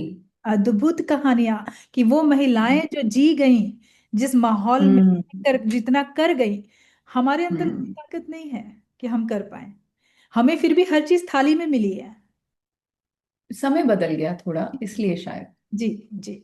लेकिन फिर भी वो नहीं, उन्होंने आप रियली उस जमाने में भी कर लेती स्ट्रेंथ, उस जमाने में भी कर लेती। तो चलते हैं हम अपने अगले प्रश्न की हम्म, ओर, कि क्या आप उनके साहित्यिक दृष्टिकोण और जीवन दृष्टि के बीच कोई गहरा संबंध अनुभव करती हैं? आपने बहुत कुछ बताया भी, थोड़े बहुत और हम्म। विशेष अनुभव में जानना चाहती हूँ आपसे। मुझे ऐसा लगता है कि उनके लेखन में और उनके जीवन में ज्यादा अंतर था ही नहीं। अच्छा। मुझे ऐसा लगता है, हम्म, क्योंकि जब आप उनकी किताबें पढ़ते हो और उनसे बात करते हो, या उनके घर पे जाके मैंने तो वो जीवन जी लिया, हम्म, तो अंतर है ही नहीं। बल्कि मैं तो कई बार कहती हूँ कि उनको जो ये इतनी अप्रिसिएशन और लोग जो इतना प्यार करते हैं, वो मुझे कई बार लगता है उनकी लेखनी का नहीं, उनके दृष्टिकोण का ही है। कि हर चीज को अलग उससे देखना, कि एक मूवी की तरह उनकी किताब चलती है, और वो हर छोटी चीज में पूरा ब्रह्मांड बना देना। चाहे वो अब नौकर की कमीज, अब अगर आपने पढ़ी हो या मूवी देखी हो, या उनकी कविताएं पढ़ी हो, पत्नी के बारे में कितना सुंदर लिखते हैं, कितना सुंदर, पेड़ों के बारे में, नदी के बारे में। तो कुछ, और जब जीवन भी उनका वैसा ही है, आप अगर किताब में जो चीजें पढ़ रहे हो और जो देख रहे हो, वस्तुएं, निर्जीव वस्तुएं, बताइए, आपसे बात करती हैं उनकी किताबों में, उनके आप घर जाती, अगर जाएं कभी, आपको मैं ले चलूंगी कभी अगर जाना होगा। तो हम्म, उनसे मिलने के बाद ऐसा लगा था कि ये, अच्छा, मुझे किसी एक राइटर ने बोला था, फोन पे बात करते, वो बहुत अच्छे हैं, बहुत प्यारी हैं, अब तो मेरी मित्र हैं। उन्होंने कहा था कि अपने जो बहुत पसंद हो ना लेखक, उसको मिलना नहीं चाहिए। क्यों? क्योंकि वो, आप तो लेखक से प्रेम करते हैं, हम्म। पर जिसको आप मिलने जाओगी वो तो व्यक्ति है। तो मैंने उनको कहा कि मैम ये तो आपकी बात, आप मुझसे मिल लो, आप हो, मैं तो डिसअपॉइंट होंगी नहीं, आप हो सकती हो। पर खैर वो मिली, अब तो बहुत प्रेम है हमें। तो मैंने उनको बोला कि, और मैं तो उस दिन रायपुर से आई ही थी उसी सुबह, जिस दिन हमारी ये फोन पे बताइए बात हो रही है। मैंने कहा ऐसा बिल्कुल भी नहीं है। हाँ। अगर लेखक व्यक्ति के रूप में, अगर हम्म। जैसा भी हो, हम्म। हमें तो उस लेखक से प्रेम है, हम तो उसी को मिलने जा रहे हैं, उसी को मिलने आ जाएंगे। बिल्कुल अगर बिल्कुल। नहीं दोस्ती होगी तो वापस आ जाएंगे, क्या हो गया, हम तो मिलने जाएंगे ना, हमारे लिए तो वो देवता की श्रेणी में आ चुके हैं। बिल्कुल तो बिल्कुल, ये anyway, बिल्कुल वही बात होगी कि अभिनय जैसे लोग जो अभिनेता होता है वो हाँ। अभिनय करता है, तरह तरह के रोल निभाता है। कहते हैं उनसे मिलोगे तो आपको वो एक व्यक्ति ही मिलेगा, उसमें वो रोल हम्म। नजर नहीं आएंगे शायद जो वो जी पर चुके उसमें हैं। डिसअपॉइंट होने की क्या ही बात है। बिल्कुल बिल्कुल। और शायद इसलिए क्योंकि मैं तो जितने भी लेखकों से मिली हूँ अभी तक अनुसुईया जी, मुझे तो किसी ने डिसअपॉइंट नहीं किया अभी तक। सब अच्छे ही लोग मिले फॉर्चुनेटली। हाँ हाँ, ये अच्छा बट अनुभव हाँ ठीक है। है, सबका स्वभाव अलग हो सकता है, पर आई थिंक अपने पाठकों उनके को तो अंदर का भी पसंद एक करिए। अलग इंसान होता है, वो जिन क्या कहते हैं कि जिन पात्रों को वो लिखते हैं, वो पात्रों को वो जीते भी हैं तब जाकर उसे लिख पाते हैं। मुझे तो यही लगता है। लिखने के बाद उसे वो तैयार करके छोड़ देते हैं। It is just like a clone, कि जैसे एक अपना क्लोन निकाल के रख देना वहां पे, और उसके अंदर वो पर सारी। कहीं ना कहीं तो उनका हिस्सा होगा ना उसमें, डेफिनेटली हो। अपनी छवि आप उस विचार है। कैरेक्टर में कुछ तो डालते हो। बिल्कुल बिल्कुल जैसे डाल। मुझे किसी ने बोला कि, मैंने दादा से भी ये बात डिस्कस करी कि एक कविता है, अभी मैंने थोड़े दिन पहले, मैं सोशल मीडिया पे कभी नहीं थी, अभी रिसेंटली आई हूँ तो मैंने उस पर भी डाली वो, कि मैं रोज थोड़ा सा झड़ जाती हूँ। हम्म। तो जब वो कविता मेरे हस्बैंड ने पहली बार सुनी तो वो 2 दिन तक परेशान रहे, फिर दूसरे दिन आके मुझसे पूछा कि तुम ठीक हो ना। कोई परेशानी, कोई परेशानी तो नहीं है। तो मैं बोले कि मुझसे तुम ऐसे क्यों पूछ रहे हो कि कोई परेशानी तो नहीं है। बोले कि वो जो तुम्हारी कविता है, वो कविता मैंने सुनी, तो तुम ठीक हो ना, सब ठीक है, कोई प्रॉब्लम तो नहीं है। तो मैंने ये चीज दादा से पूछी, वही कविता सुनाई दादा को, और फिर पूछा, ये पिछले साल की बात है, कि एन को ऐसे लगा। तो उन्होंने कहा, मैंने कहा आपके साथ भी कभी ऐसा हुआ कि जब आप लिखते हो तो सुधा माँ को लगता था कि ये क्या हो रहा है। तो उन्होंने कहा कि बहुत शुरू में, जब मैं उनको सुनाता था कि मैंने लिखा, तो बहुत शुरू शुरू में जब हमारी शादी हुई तो उनको मैं 1-2 बार समझाया कि ये जो लेखन होता है उसमें, वही जो आपने सवाल पूछा था कि किसका प्रभाव है, तो कुछ समाज, कुछ तो अपने जीवन की जो कहानी है वो तो रिफ्लेक्ट होगी ही, और दूसरा फिर जो आप दूसरों के अनुभव देखते हो, उसको सोख लेते हो, फिर आप उसको अपने अंदर से सुनते हो, रिफ्लेक्ट करते हो। उन्होंने कहा कि शुरू में एक बार समझा दिया था, फिर वो समझ गई हैं, अब नहीं वो क्वेश्चन करती कि किसके लिए। जैसे मैंने पूछा था कि ये आपने कविता लिखी पत्नी के लिए लिखी है कि प्रेयसी के लिए लिखी थी, तो उन्होंने कहा कि पत्नी ही प्रेयसी थी, उसी के लिए लिखी। तो ये मतलब ऐसा भी होता तो है भावनाएं कि हैं जो। कविताएं, कहानियां हम्म, सारी तो आपके अपने नहीं होती ना, कुछ बिल्कुल, आप कुछ समाज उसमें में देखते भी हो। इमेजिनेशन का तड़का भी होता है। लोग कहानियों के पॉइंट्स ले लेते हैं किसी की कहानी से, किसी के जीवन से, और फिर उसमें इमेजिनेशन का तड़का लगा के भी उसे पूरी तरह से एक व्यक्तित्व दे देते हैं, एक कहानी का रूप दे देते हैं। तो लेखन यही है। जरूरी नहीं हम्म। कि आप बिल्कुल रॉ ही लिख रहे होंगे। अब फिल्में भी आप देखते हैं तो जरूरी नहीं है कि बिल्कुल कहानी वैसी ही घटी हो, as it is. As it is. जैसे हमने केदारनाथ देखी, या हम बहुत सारे ऐसे हम्म। देखते हैं कि एक प्रेम कहानी है जो स्पष्ट नजर आ रही है, तो हो सकता है कि उसका अंत वैसा ना हुआ हो जो फिल्मों में दिखाया गया। तो ये चीजें हैं। हम्म। चलिए हम आगे बढ़ते हैं। और बहुत सही, बहुत व्यक्तित्व जो मतलब जितनी भावना के साथ आप उनके व्यक्तित्व का चित्रण कर रही हैं, बड़ा ही अमेजिंग लग रहा है, और ऐसे लगता है कि बस सुनते ही जाओ। तो चलिए हम आगे प्रश्न करते हैं कि विनोद जी की लेखनी में, ये शायद मैंने पूछा है आपसे कि विनोद जी की लेखनी में आपको कौन सी प्रमुख संवेदना या विचारधारा सबसे प्रबल दिखाई देती है? मुझे लगता है कि उनको हमेशा लगा कि जो आम इंसान है हम्म। उसके जीवन में क्या घट रहा है, और जो हमारे समाज में चेंज हो रहा है, चाहे वो पॉलिटिकल है या सोशल है, उसका इम्पैक्ट उसके जीवन पे क्या आ रहा है, जो एक आम इंसान है, जो लोअर मिडिल क्लास का आदमी है या पॉवर्टी के नीचे वाला आदमी है।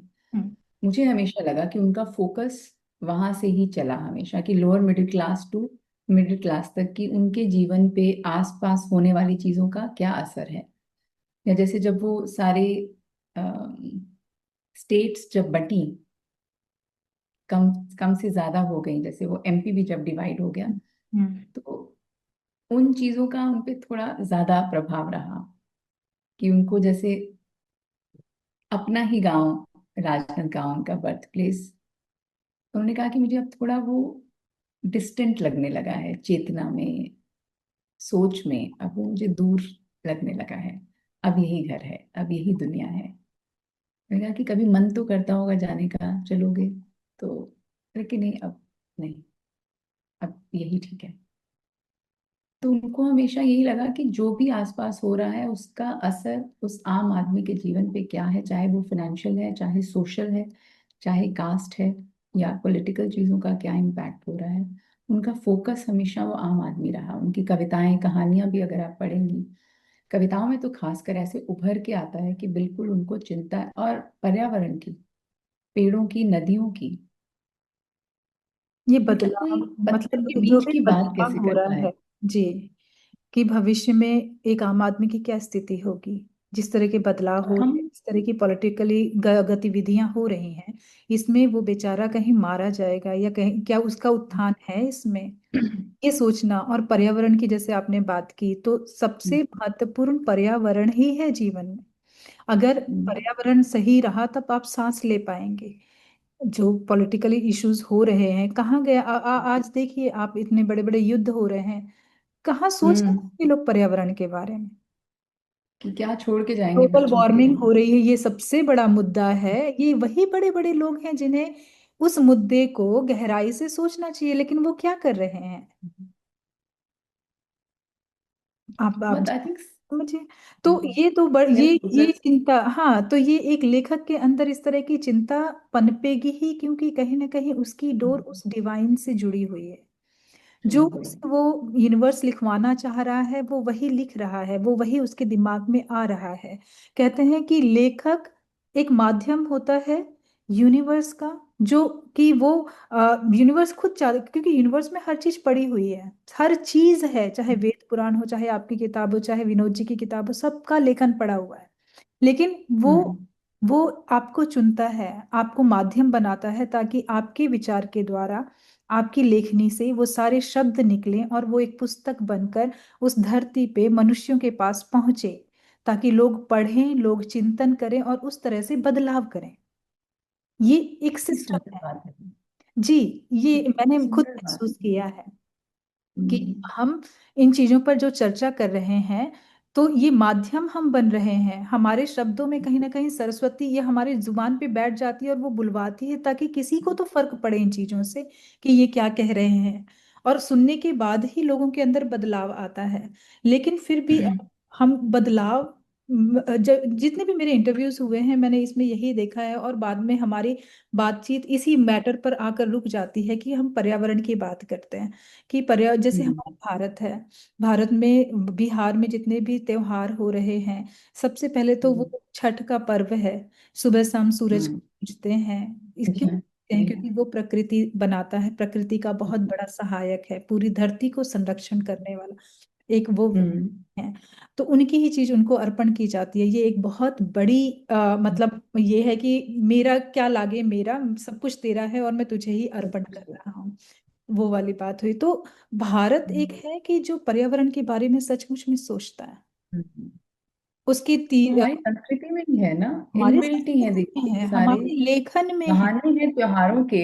जी। बट अल्टीमेटली हम कह रहे हैं कि इस पर्यावरण, इस पूरी धरती की हमें पूजा करनी है, रक्षा रक्षा करनी है, और करनी है, वापस रक्षा करनी है। क्या दे क्योंकि सकते हम हैं। यहाँ पे एज अ किराएदार हैं, कोई परमानेंट हम्म में नहीं है। और किराया भी हमारा यही है कि आप जिस घर में रहते हैं उसे साफ रखें, उसे अच्छा बना के रखें। आने वाला इंक्लूडिंग दूसरा, बॉडी। हाँ, आने वाला दूसरा किराएदार ताकि उसमें रह सके। अगर हम सब खराब करके चले जाएंगे तो रेनोवेशन तो होगा, प्रकृति तो बैलेंस करेगी ही। लेकिन और वही चीज, हमारे ये सारी चीजें हम तो बात कर रहे हैं, लेकिन जो नामी ग्रामी लोग हैं, जो ऊपर बैठे हैं, वो कैसे इन चीजों को भूल जाते हैं, कैसे इन चीजों को एकदम ताक पर रख देते हैं? क्योंकि शायद बहुत अंतर्मुखी हो चुके हैं लोग अब हम, कि केवल अपने बारे में सोच रहे हैं, औरों के बारे में और भविष्य के बारे में और अपने ही बच्चों के बारे में नहीं सोच पा रहे कि वो हम उनके लिए पैसा छोड़ के क्या आप जा रहे हैं। छोड़ के क्या जा रहे हैं? आप पैसा छोड़ के जा रहे हो। पैसा सिर्फ। क्या करेगा जब बच्चा सांस ही नहीं ले पाएगा हम्म। इस धरा में? तो आप तो पूरी मानव जाति को ही खत्म करके जा रहे हो। बाकी। तो ये बहुत ही महत्वपूर्ण बातें हैं, और एक लेखक के अंदर इस तरह की का चिंतन जागना ये बिल्कुल स्वाभाविक है। तो जैसे आपने कहा कि विनोद जी पर्यावरण के बारे में सोचा करते थे, और इन चीजों के बारे में सोचा करते थे कि एक आम इंसान की क्या हालत होगी अगर जिस तरह की हरकतें या गतिविधियां हो रही हैं आजकल।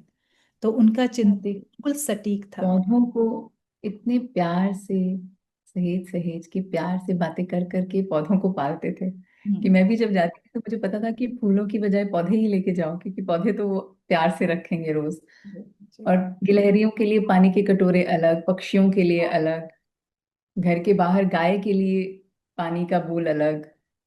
जी। तो ये सब खैर उनके ध्यान में था। पेड़ पौधों से तो उनको बहुत लगाव था। वो हम्म। एग्रीकल्चर यूनिवर्सिटी में पढ़ाते रहे, तो उनको वैसे भी बहुत लगाव था पेड़ पौधों से। जी बिल्कुल। तो हम्म। उनके साथ आपके संवादों ने आपकी अपनी साहित्यिक समझ को किस प्रकार समृद्ध किया है? नो डाउट आप पहले से भी लिखते रहा करते थे, लिखा करते थे, आपने बहुत पढ़ा और उसके बाद लेखन शुरू किया, लेकिन उनसे मिलने के बाद, उनसे बात करने के बाद आपकी लेखनी में कितना सुधार आया है, उसके बारे में बताएं। दो तरीके से आया।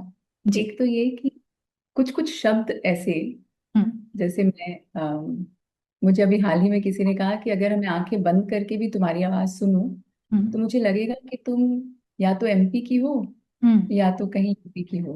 हम्म। बिहार की तो नहीं लग रही आवाज से, लेकिन मुझे तो वैसे पता भी नहीं चलता डिफरेंस। हम्म। हम्म। बट कई बार आपको खुद पता होता है कि, क्योंकि मैं दोनों भाषाओं में लिखती हूँ, हिंदी और पंजाबी। इंग्लिश में कम, बट हिंदी और पंजाबी में ज्यादा। हम्म। तो एक शब्द है जैसे ओस। हम्म। जब आप हिंदी में लिखते हो या बोलते हो तो आप बोलते हो ओस। हम्म। पंजाबी में हम ओस बोलते हैं। हम्म। मेरी लिखते हुए एक जैसे कविता वो पढ़ रहे थे, अब उसमें वो शब्द है ओस, हम्म। लिखा हुआ है ओस, मैं पढ़ रही हूँ ओस। हम्म। तो आप मानेंगे कि जबकि वो थोड़ा ऊंचा सुनते थे, पर वो कविता पढ़ते हुए भी जब पूरी कविता खत्म हो गई हम्म। तो बोलते "इसमें ओस होता है, ओस नहीं होता"। हम्म। तो मैंने उनको बोला कि पंजाबी पंजाबी तो खैर उन्होंने मुझसे, जैसे मेरी कुछ कविताएं हैं जो सिर्फ इसलिए मैंने हिंदी में लिखी क्योंकि वो पंजाबी नहीं पढ़ सकते थे। तो जब मैंने उनको बोला कि अच्छा ये तो कविता मेरी पंजाबी की, सबको हिंदी में करो, हिंदी में करो तुम सबको पहले ऐसे ही बोला, इनको सबको हिंदी में करो पहले तो, ताकि वो सुन भी पढ़ पाए और समझ भी सुन पाए। सके जी। खैर जो एक बड़ी इंटरेस्टिंग चीज हुई कि जो जब कुछ ऐसे शब्द होते हैं कविता में, हम्म। कहानियों में भी, बट हम्म। हम शब्दों की बात करें, वो चाहे कविता में हो या कहानी में, हम्म। वो कहीं आपको छाप छोड़ जाते हैं। जी बिल्कुल। और सिर्फ इसलिए शब्द तो वही है शब्दकोश के, पर उसे आप यूज कैसे करते हो, आप लिखते कैसे हो। तो उस पे बड़ी उस दिन लंबा संवाद हुआ। कैसे शुरू हुआ कि मैंने उनसे कहा कि आपको याद है मेरी एक, मैं किताब लाई थी आपसे ऑटोग्राफ लेने, और आपने कहा कि नहीं ये वाला एडिशन यूज नहीं करना। तो मेरे जो ऑटोग्राफ्स की कलेक्शन है आपकी किताबों की, उसमें एक किताब कम हो गई उस वजह से। तो हम्म। उन्होंने एक किताब निकाली और हम्म। उस पे कुछ अच्छा अच्छा लिख के मुझे दिया कि बहन तेरा कम नहीं होना चाहिए, तू ले ले। हम्म। हम्म। अब वो उन्होंने लिखा हम्म। और मैं उसको पढ़ रही हूँ अनुसुईया, और पढ़ते हुए मेरी आंखें भर आई हम्म। कि उसमें जो थर्ड सेंटेंस था, जो तीसरा वाक्य था, हम्म। उस वाक्य का जो दूसरा हिस्सा था, हम्म। वो मैंने पढ़ा और मैंने उनको कहा कि दादा आप ये वाक्य मेरे लिए एक बार बोल के पढ़ेंगे। हम्म। उनने बोल के पढ़ा। हम्म। बोलते कि क्या हुआ। हम्म। बोला आपको याद है आपने ये कहाँ सुना है ये वाक्य। हम्म। तो दो घड़ी सोचा। मैंने बोला आपको याद है कल जो मैंने आपको अपनी एक कविता सुनाई थी, हम्म। उसका चौथा वाक्य यही था। हम्म। मैंने बोला अच्छा हाँ वो वाली कविता में ये था कि अब देखो कि, तब वहां से बात निकली कि आप शब्दों का चयन जब करते हो, तो उन्होंने कहा कि देखो इन शब्दों ने, इस वाक्य ने, अब सोचिए कि विनोद जी मेरी कविता के एक वाक्य को ऑटोग्राफ देते हुए लिख रहे हैं, तो किसी और की किताब में भी शायद लिखा हो। तो उन्होंने कहा कि जब कोई शब्दों को आप सुंदरता से अपनी बनावट में, बुनाई में ले आते हो, तो वो शब्द छाप छोड़ जाते हैं। बिल्कुल। इसीलिए तो मैं तुम्हें कहता हूँ कि किताब छपवा लो। फिर बहुत मुझे इंस्पायर किया उन्होंने। मेरा बिल्कुल तब तक कुछ मेरी सोच में भी नहीं था कि जरूरत है। मुझे लगता था हाँ ठीक है, मैं खुश हूँ, आपने सुन लिया, आपको पसंद है, आप खुश हो, बस मेरी तसल्ली है। तो एक ये हुआ। हम्म। और वहां से बात निकली शब्दों की, हम्म। कि उनकी एक कहानी में कोई गोलू शब्द था, मेरी किसी किस्सा मैं सुना रही थी तो उसमें गोलू शब्द था, उनके वहां भोलू भी था। हम्म। तो इतने में नरेश जी भी आ गए, नरेश सक्सेना जी, तो बातें शुरू हो गई शब्दों की। फिर मेरी एक कविता मैंने उनको सुनाई, उसमें एक शब्द था जो महासामुद्र, एक पक्षी का नाम होता है एल्बाट्रॉस। वहां से आप सोचिए कि हम 8 लोग उस कमरे में बैठे हैं, और मैं ऐसे बैठी हूँ कि यार मैंने कविता तो सुना दी, और सब लोग बैठ के वो शब्द ढूंढ रहे हैं। अच्छा। 3 शब्दों के, हाँ। मतलब नरेश जी भी, और हाँ। उनके साथ में 2 लोग और थे, सब लोग वो ढूंढ रहे हैं, और फिर वो कविता का विश्लेषण हो रहा है। हम्म। मतलब ऐसे बैठ के लगी हुई है, और इतने बड़े बड़े वो लोग हैं, और वो बताइए मेरी कविता के शब्दों का विश्लेषण, सारी उसका समालोचना चल रही है। तो वो हम्म। दादा ने इतना सम्मान जिसे कहते हैं ना, कि अपने आप में भर दिया कि भाई तुम बहुत अच्छा कर सकते हो, बहुत आगे तक जा सकते हो, रुकना नहीं है बस। ये दादा का, ये एक उनके थे शब्द कि कभी रुकना नहीं। उन्होंने मुझे लिख के भी दिया कि रुकना कभी नहीं, तुम्हारा ये हो, तुम्हारा ऐसा हो। आशीर्वाद तो बहुत देते थे, पर उनका ये था कि कभी भी रुकना नहीं, और ज्यादा भागने की जरूरत नहीं है। बिल्कुल। बिल्कुल अपनी आराम गति से से तुम कार्य जैसे करना। आपको, हाँ, ना कि जैसे दादा मुझे लगता है कि इतना दौड़ने की क्या जरूरत है, आराम से तो सब हो ही जाता है ना। बिल्कुल। एक गलती कर दी कि आपको थोड़ा लेट मिली, थोड़ा जल्दी कर लेते तो अच्छा वो भी था। समय तय होता है, आप अपने हिसाब से हाँ करिए। बस यही। ये गति से मुझे एग्जैक्टली। याद आया कि एक बार मैं ऐसी बैठी थी तो मुझे कल्पना आई कि अगर ब्रह्मांड में जितने भी तारे हैं घूम रहे हैं, तारे नक्षत्र सब अपनी गति से घूम रहे हैं, क्योंकि ये पूरा यूनिवर्स हाँ। गतिमान है। अगर कोई हम्म। कंपटीशन करे कि मुझे इससे ज्यादा तेज घूमना है, तो क्या हो सब जाए? गड़बड़ हो जाएगी। गड़बड़ हो जाए, एक्सीडेंट हो जाए, एक दूसरे से टकरा जाए। हम्म। तो कितना जरूरी है कि आप अपनी गति से चलें, ना किसी के बारे हम्म। में सोचें, तो अंतर्मुखी होकर के आप सिर्फ हम्म। अपनी गति से आनंदमय रूप में चलें, तब तो उस गति का मजा है। हम्म। अगर आपने कि जैसे बाहर मैं, हो गए और लोगों से कंपटीशन करना शुरू कर दिया, किसी एक पर्टिकुलर चीज के पीछे भाग रहे हैं, मुझे पैसा कमाना है या मुझे ये करना है, हाँ। राइट? तो भी गति खराब हो गई। हम्म। तो कितना जरूरी है ये अति, सब। अति से तो, हाँ, किसी भी चीज की अति तो बुरी ही है ना। बिल्कुल बिल्कुल। और मतलब सही डायरेक्शन में चलना, और अपने आप में मस्त रहकर चीजों को क्रिएट करना। कहते हैं ना कि हम्म। कितना भी कलयुग, हम कहते हैं कलयुग है, इतनी गलत गलत चीजें हो रही हैं, लेकिन समय से पहले ईश्वर हम्म। इसे डिस्ट्रॉय भी नहीं करेंगे, जब समय आएगा तभी हाँ। डिस्ट्रॉय करेंगे। जैसे आपने तभी। कहा कि मिलना, मतलब इतने दिन के बाद हम मिले, हम्म। जब सोच रहे थे, तो वो हर चीज अपने समय पर निश्चित होनी है। जब सही समय आ जाता हम्म। है तो चीजें मिलती हैं और होती हैं। तो समय चलिए, से पहले और भाग्य से ज्यादा। किसी को कुछ मुझे नहीं, वैसे भाग्य से वो थोड़ा समय ज्यादा ही दे सबसे दिया, बड़ा उनसे बलवान मिला के भगवान ने। है। जी जी जी, वो मिलना लिखा था। जी, तो विनोद जी के हम्म। साहित्य में मानवीय मूल्यों की अभिव्यक्ति को आप किस रूप से देखते यही जो मैंने आपको पहले बताया कि उनकी लेखनी में भी, कि ईमानदारी के ऊपर कुछ नहीं है। हैं? हम्म। सच और ईमानदारी, ये जी। उनके भी, आई थिंक उनके चरित्र के सबसे ज्यादा इंपॉर्टेंट वैल्यूज थी उनके लिए। और शायद वहीं पे हम लोगों का एनर्जी मैच भी हुआ, कि सत्य और ईमानदारी, उसके बियॉन्ड कुछ है ही नहीं। लालच तो उनको वैसे ही कुछ नहीं था। बिल्कुल देने वाला हाथ ही था उनका, लेने बिल्कुल। वाला तो कभी था ही नहीं। किसी से जैसे मांगने का तो उनमें था ही नहीं, कि किसी को कह भी सकते हैं कि खुद चाहे सबकी, बस बहुतों की मदद करी होगी उन्होंने, पर हम्म। सामने से जाके किसी से फेवर मांगना, मतलब ही नहीं है। कुल रहीम जी लेकिन का दोहा याद आता है मुझे कि रहीमन वो नर मर चुके, जे कहूँ मांगन जाए, उनसे पहले वो मुए, जिन मुख निगसत नाय। तो सही कि आपने हाँ, कहा ऐसा ही कि रहना चाहिए, ऐसा नहीं होना जी, चाहिए। जी। तो क्या आप उनके सृजन के समय और समाज के प्रति उत्तरदायित्व की झलक पाती हैं? डेफिनेटली आपने जो बताया कि उनके सृजन में हम्म। जो है वो समाज के हम्म। प्रति क्या होने वाला है, जैसे पर्यावरण से रिलेटेड आपने बताया, और एक मतलब एक आम व्यक्ति आगे अगर जिस तरह की गतिविधियां हो रही हैं पॉलिटिकली, उसमें एक आम आदमी क्या सफर करेगा आगे जाकर, उसकी चिंता तो उनके सृजन में थी ही। इसके हम्म। अलावा कुछ और था जो कि आपको ऐसा लगा कि ये अनोखा है जो सोच रहे हैं? जानना चाह रही थी कि जैसे आपने बताया कि उनके सृजन के समय उन्हें समाज की जो चिंता होती थी या एक आम व्यक्ति की चिंता होती थी, इसके अलावा उनके लेखन में और किस चीज की झलक आप पाती थी? उनको बच्चों के लिए जो एक सॉफ्ट कॉर्नर था, वो बच्चों के बारे में बहुत बात करते थे कि अगर ऐसा हो रहा है तो हम बच्चों के लिए क्या छोड़ के जा रहे हैं, पेड़ कट रहे हैं, नदियां कम हो रही हैं, सॉइल इरोजन हो रहा है, ये सब वो बात करते थे, तो बच्चों के बारे में। और बच्चों के लिए फिर उन्होंने अभी लेखन भी किया, विच वॉज वेरी इंटरेस्टिंग। तो बच्चों के बारे में बात करते हुए एकदम से उनकी एनर्जी बढ़ जाती थी, और बच्चों की लेखनी में उनको बहुत इंटरेस्ट था। क्या बात है। जी, और तो बिल्कुल सही दिशा बच्चों में के बारे में सोचते थे वो। कि भविष्य, ये बच्चे हमारा भविष्य हैं, ऐसे करके वो बात करते थे। तो उनको बच्चों का काफी था कि बच्चों के लिए क्या कर सकते हैं। इनफैक्ट एक बच्चों के स्कूल की एक संस्था है छोटी गांव में, हम्म। मैं उनके साथ कनेक्टेड हूँ, पर वो मुझे दादा ने ही कनेक्ट कराया। कि वो ऐसे कभी नहीं कहते थे कि ऐसा करो या ऐसा नहीं करो, नहीं। हम्म। पर उस पर्टिकुलर संस्था के लिए उन्होंने, हम बात कर रहे थे कि भैया ने कहा कि अच्छा वो लोग आने वाले हैं रायपुर, तो उनसे मिल लीजिएगा।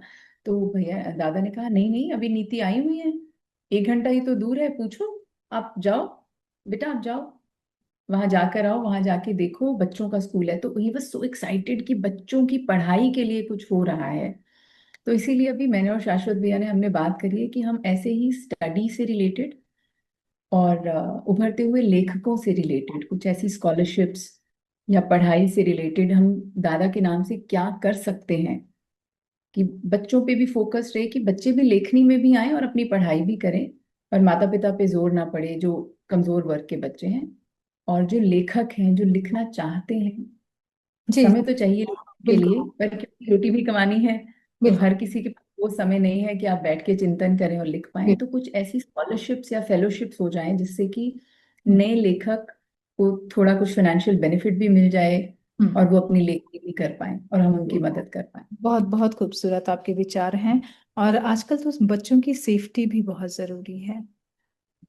ये सबसे बड़ा मुद्दा है। अगर वो बच्चों के बारे में चिंता करते थे तो कहीं ना कहीं उन्हें इस चीज का भी आभास रहा होगा कि बच्चे सुरक्षित रखना भी कितना जरूरी है आज के माहौल में। हाँ, जैसे अपने घर के बाहर खेलते हुए बच्चों की गेंद की आ जाने से खुश होते थे, कभी डांटा नहीं। हम्म। और जैसे उनकी ग्रैंड डॉटर के लिए अगर स्कूल बस स्टॉप तक वो जा रही है, जब तक वो आने का टाइम हो गया, तो मुझे पता है मैं भी होती थी कई बार वहां, तो वो वहीं गेट के पास बैठे रहते थे हम, कि जब तक वो पहुंच ना जाए, कि उसको पिक करने कोई गया तो आ ना जाए। तो वो सोचते तो थे, ये जी, कंसर्न्स तो थे कि अब सेफ्टी से रिलेटेड, बट जी, वो सोचते थे और अच्छा लिख के भी गए हैं बच्चों के लिए। जी, जो साहित्य साहित्य में भी अच्छा कंट्रीब्यूशन उनका रहा, जी, जी, विच जी इज वेरी। हाँ होगा। जी। कि मेरी डॉटर को इनफैक्ट जब वो एक किताब उन्होंने दी, हम्म। तो खुद से ही निकाल के, समझ जाते हैं कि कौन बच्चा हिंदी पढ़ पाएगा कौन नहीं, तो सबके हाथ में हिंदी की किताब और उसके हाथ में अंग्रेजी की, और फिर उसको बोला आप यहाँ खड़े हो, आप पढ़ो। वो मैं आपके साथ वीडियो शेयर करूंगी किसी अच्छा, दिन। जी, जरूर तो उसको वहाँ जरूर। बैठा के, हाँ हाँ, गोद में बिठाया कि अब यहाँ बैठो और हम्म। ये कहानी पूरी पढ़ के मुझे सुनाओ। हम्म। तो थोड़ा बच्चों का एक्सेंट भी होता है, but he was very patient with her. और वो अब फिर सबको बताती है कि डू यू नो, मैंने तो दादा के लिए स्टोरी पढ़ा है, मैंने तो दादा के लिए स्टोरी पढ़ा है, तो शी इज वेरी हैप्पी। जी। मुझे आप ये बताएं कि उनके साथ निकटता से जुड़कर आपने एक साहित्यकार के रूप में उनकी कार्यशैली को किस प्रकार अनुभव किया? बहुत सारी चीजें आपने हमसे साझा की हैं, तो कुछ ऐसा जो आपके दिमाग में हो कि उनकी कार्यशैली को जब आपने बहुत नजदीक से ऑब्जर्व किया है। जी। दो उसके बिल्कुल एक्सट्रीम रूप हैं। अच्छा। एक तो कि उनका लेखन कभी रुकता नहीं था, हाथ अगर रुके भी है ना हम्म। तो यहाँ पे कहानियां चलती रहती थी। हम्म। तो वो शाश्वत भैया का काम बड़ा कठिन हो जाता था हम्म।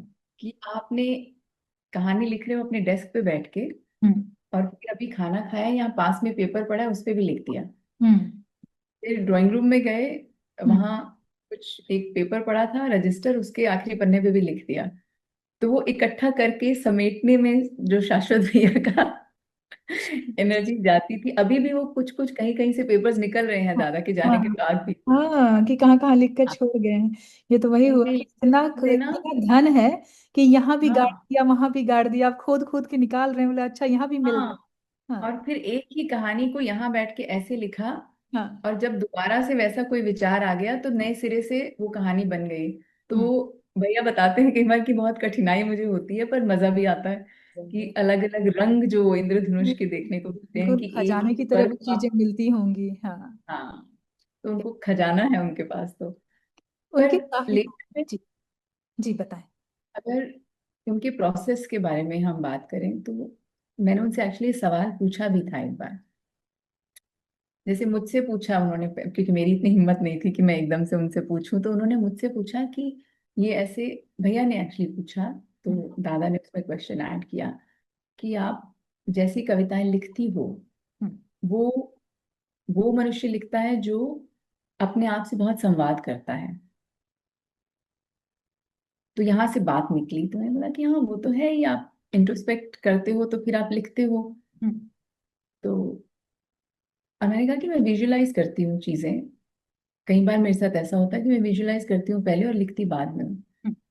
दादा ने कहा कि वैसा ही मैं लिखता हूँ कि मैं I can see things first. उनके अपने शब्द थे, और ये शाश्वत भैया ने भी रिपीट किया फिर कि वो, कई लोग ऐसा करते हैं कि वो विजुअलाइज करते हैं, और दादा की लेखनी को जब आप पढ़ोगे तो आप समझोगे कि वो वाकई में वो पहले देख रहे हैं, क्योंकि आप हर चीज को, वो कंकर को, वो कमीज के बटन को, वो कोट टंगा है, वो कुर्सी पे है, वो खिड़की से रास्ता जा रहा है, वहां से हाथी आ रहा है, हम चल के जा रहे हैं, नदी के पास पहुंचे, बूढ़ी अम्मा है, कपड़ा कैसे धो रही है, नीलकंठ कैसे आ रहा है। तो वो पहले सब कुछ दिख रहा है, और फिर आप उसको पेपर पे शब्दों में, इट्स लाइक अ दिव्य दृष्टि। कहते हैं कि आप किसी के पास दिव्य लेखक दृष्टि बाद हो। में हो। हम्म। हाँ, आप लेखक बाद में हो, आप चितेरे पहले हो, जी। आप एक चित्रकार पहले हो, हाँ। हाँ। और आप लेखन बाद में कर रहे हो। बात कर रहे हैं। बड़ा इंटरेस्टिंग वो वाले दिन की मुझे याद है, वो कॉन्वर्सेशन बड़ी अमेजिंग थी। हम्म। इतनी छोटी छोटी, नहीं तो इतनी सूक्ष्मता से आप कैसे लिखते हो, क्योंकि आप वो देख रहे हो, वो दरवाजे के पीछे की वो कुंडी कैसी है, उस पे कैसे टांगा, इस या तरह से साड़ी बदली, वर्णन तो वो। करना एक एक चीज का कि हाँ। मतलब पूरी तरह से विजुअलाइज कर ले, ये एक आर्ट है। ये एक बहुत हम्म। बड़ी कला है जो उनके अंदर हम्म। थी। इसे दिव्य दृष्टि भी कहा जाता है कि मतलब जो आपको दिखाई दे रहा है। राइट, और और फिर उसके वो बाद आप लेखक उसे को बोल रहे हैं देख तो पा लिख रहे हैं, वो फिर मुख में आ रहा है, फिर वो आप कलम में उतार रहे हैं। तो ये शक्ति आपका है लेखक भी देख उनके पा अंदर। रहा है। हम्म। और जादू उसमें ऐसा है कि आपका लेखक जो पाठक है, जो पढ़ने पाठक वाला, को वो पूरी तरह से देख पा रहा है। जी जी। ये बहुत बड़ी हो ही जाता है पाठक, तो उनकी चीजें पढ़ते हुए तो आप हो ही क्या जाते हो। बात है। जी। तो उनके साहित्यिक अवदान को समकालीन हिंदी साहित्य में आप किस स्थान पर रखते हैं? मुझे तो लगता है वही कि वो तो साहित्य के हिमालय ही थे। हिमालय के ऊपर तो और कुछ है नहीं, हम्म। कैलाश ही कह सकते हो। जी। उनके अलावा आपने क्या किसी लेखक को इतनी शिद्दत से पढ़ा है? जी हाँ, एक अंग्रेजी के लेखक है मिचेल वाम। हम्म। वो मेरी फेवरेट है, उनसे बहुत बहुत बहुत प्यार है, मुझे बहुत प्यार है। हम्म। और मुझे उम्मीद है कि जल्दी ही मुझे उनसे मिलने का मौका भी मिलेगा। हम्म। ट्यूजडेज विद मॉरी उनकी सबसे फेमस किताब है, आपने नाम सुना होगा। और भी है, फॉर वन मोर डे। उनकी भी वही है कि जो क्रिएटिविटी और इमेजिनेशन है वो अद्भुत। जब मैंने दादा को बताया उनके बारे में, फिर मैंने हिंदी में उनकी अनुवाद हिंदी अनुवाद करके बताएं जी। भेजा मैंने उनको। शाश्वत भैया पढ़ना चाहते थे। हम्म। उसके अलावा मुझे कौल साहब की सारी किताबें पसंद हैं। और बहुत बहुत बहुत प्रिय जो मेरे एक हैं वो निर्मल वर्मा जी। हम्म। उनसे तो मुझे इतना इतना प्यार हमेशा रहा कि मैं शिमला में मैंने पोस्टिंग ली थी सिर्फ इसलिए, हम्म। क्योंकि वो उनका शहर। क्या बात है, वो क्या। बाहर है, तो मतलब मैं वो ये तब तक थोड़ा वो सा नहीं जानना थे। चाहूंगी कि क्या मतलब सभी लेखकों को पढ़ने के बाद आपको ऐसा लगा कि हर लेखक अपने आप में पूरा है, या विनोद जी सबसे ऊपर की मतलब प्लेटफॉर्म में नजर आए आपको? विनोद जी तो अतुलनीय है, किसी के साथ मैं उनको तुलना। नहीं कंपेयर नहीं कर पाऊंगी। पर मुझे निर्मल जी भी उतने ही प्रिय हैं। हम्म। मतलब ये बहुत हमेशा से मुझे उनसे प्यार रहा, उनकी लेखनी से। जैसे दादा की आप कविताएं पढ़ेंगे, हम्म। और गगन गिर जी जो निर्मल जी की वाइफ हैं, हम्म। उनकी आप कविताएं पढ़िए, आपको लगेगा कि कविता में उपन्यास है। हम्म। और आप निर्मल जी की कहानियां पढ़िए, आपको लगेगा आप कविता पढ़ रहे हो। तो वो कई लोग होते हैं ना कि एक आपके जीवन में आपको ऐसे लोगों को पढ़ने का मिलने का मौका मिल गया कि जो अलग ही बैलेंस है। और इनके अलावा एक बड़े फेमस राइटर हुए हैं नानक सिंह जी, पंजाबी में लिखते रहे हैं। अमृता प्रीतम जी, कृष्णा सोबती जी। पर जो मैं कहूँ कि बहुत ही मेरे दिल के जो करीब है वो शिव कुमार बटालवी जी। वो तो उनसे तो मुझे बहुत प्यार है, बहुत ही प्यार है कि वो तो बहुत प्यार है मुझे उनसे। हम्म। पर अगर मैं कहूँ तो आई थिंक निर्मल वर्मा जी और नरेश सक्सेना जी की कविताएं बहुत अच्छी लगती हैं मुझे। हम्म। और दादा और मानव कौल और गगन मैम की कविताएं अतुलनीय। और मुंशी प्रेमचंद जी, वो तो आई थिंक हम सबके ही जीवन में, कि एक मैं वही कहती थी दादा को कि एक रायपुर, कि रायपुर मेरा बनारस, और एक बनारस जिससे मुझे बहुत प्यार है। कि मतलब वो मुंशी प्रेमचंद जी का तो कोई आप क्या ही कहोगे। जी। उनका तो लिखा हुआ हर शब्द हर वाक्य, आई थिंक बचपन से हमने उनको पढ़ा और वहीं से समझा कि कहानियां भी कुछ होती हैं। होती आई हैं। थिंक सबसे पहले राइटर वही हमारे जीवन में आए। बिल्कुल बिल्कुल, निराला फिर जी। मैं हाँ। अरे ये चलिए, तो अद्भुत, अद्भुत उनकी जो कहानियां हैं, और वो भी ऐसे ही चित्रण प्रस्तुत करते थे कि आप उफ, पढ़ते पढ़ते, अब चाहे गोदान ले लीजिए, चाहे एक अरे दिया वाली कहानी थी वो ले हाँ, लीजिए। आपने निराला जी का नाम लिया, उनकी तो कविताएं बाप रे, जी। उनकी लेखनी का कोई वही नहीं है। तो वही मैं कई बार कहती हूँ कि मेरे लिए तो रायपुर, शिमला हम्म। और ये बनारस और होशंगाबाद हम्म। तो अद्भुत। क्या बात है। हम्म। तो अभी हम आपसे जानना चाहते हैं कि क्या उनके साथ आपके संबंधों ने आपके अपने लेखन या सोच को किसी नई दिशा में प्रेरित किया? अम, करा भी, क्योंकि उसके पहले मैं सोशल इश्यूज पे ज्यादा नहीं लिखती थी, दादा से मिलने से पहले। ज्यादातर प्रेम, विरह, ये मेरे फेवरेट विधाएं हैं जिसमें मैं लिखती हूँ अभी भी, और या फिर स्त्री वेदना, स्त्री जीवन। हम्म। पर दादा से मिलने के बाद सोशल इश्यूज पे फोकस करना शुरू किया और लिखना। और उसके पहले मैं कहानियां, शॉर्ट स्टोरीज, गद्य भी लिखती थी। पर कविताएं भी जैसे बहुत लंबी कविताएं नहीं लिखती थी। ज्यादातर मेरी बहुत कम कविताएं हैं जो बहुत लंबी हैं। पर दादा ने ज्यादातर मेरी कविताओं को पढ़ के बोला कि इसे और बढ़ाओ, इतनी सुंदर है, हम्म। इसमें तो ये भी हो सकता है, ये भी कर सकती हो। हम्म। तो वो एक चेंज जो मैंने देखा अपने लेखन में, कि अब मुझे वो छोटी कहानियां ठीक लगती हैं, क्योंकि दादा छोटी कहानियों पे मूव हो गए थे। लंबी कहानियों से वो बिल्कुल शॉर्ट स्टोरीज पे मूव हो गए, कि 5 लाइनों की, 10 लाइनों की, 6 लाइनों की लघु कथाएं जिसे कहते हैं, लघु कहानियां। और मेरे लिए वो चेंज हुआ कि मुझे, जैसे उन्होंने कहा कि बढ़ाइए, और शब्दों को ज्यादा जटिल करने की जरूरत नहीं है, साधारण भी लिख रही हो आम तो व्यक्ति वो, तक पहुंच जाए। हाँ, हम्म। समझ आना चाहिए, और तुम्हारी भावना क्या है वो पहुंचनी चाहिए सामने वाले तक। हम्म। तो मैं उनको पूछती थी कि जब मैं तो किसी और सोच से लिख रही हूँ, पढ़ने वाला कुछ और पढ़ेगा। हम्म। हम्म। तो पर फिर बात करते हुए बीच में दादा ने नहीं बोला, किसी और ने बोला कि पर दादा की चीजें तो आपको एज इट इज समझ आ गई है ना, कि जैसे जुड़ाव हुआ, बातें आप कर रहे हो लिटरेचर की उनके। तो पर हाँ, ये हुआ इम्पैक्ट कि उन्होंने कहा कि साधारण शब्दों से भी आप सुंदर कविताएं, कहानियां बना सकते हो। जी जी। कहानियां कम शब्दों में भी बना सकते हो, और कविताएं जो लय में हो और इतनी सुंदर हो, जो हार्ट टचिंग हो, उनको इतना छोटा क्यों रखना है। कि 4 5 6 लाइनें क्यों बनानी है, उसको बढ़ाओ। कविता में तो कहते थे कविता में तो आनंद है।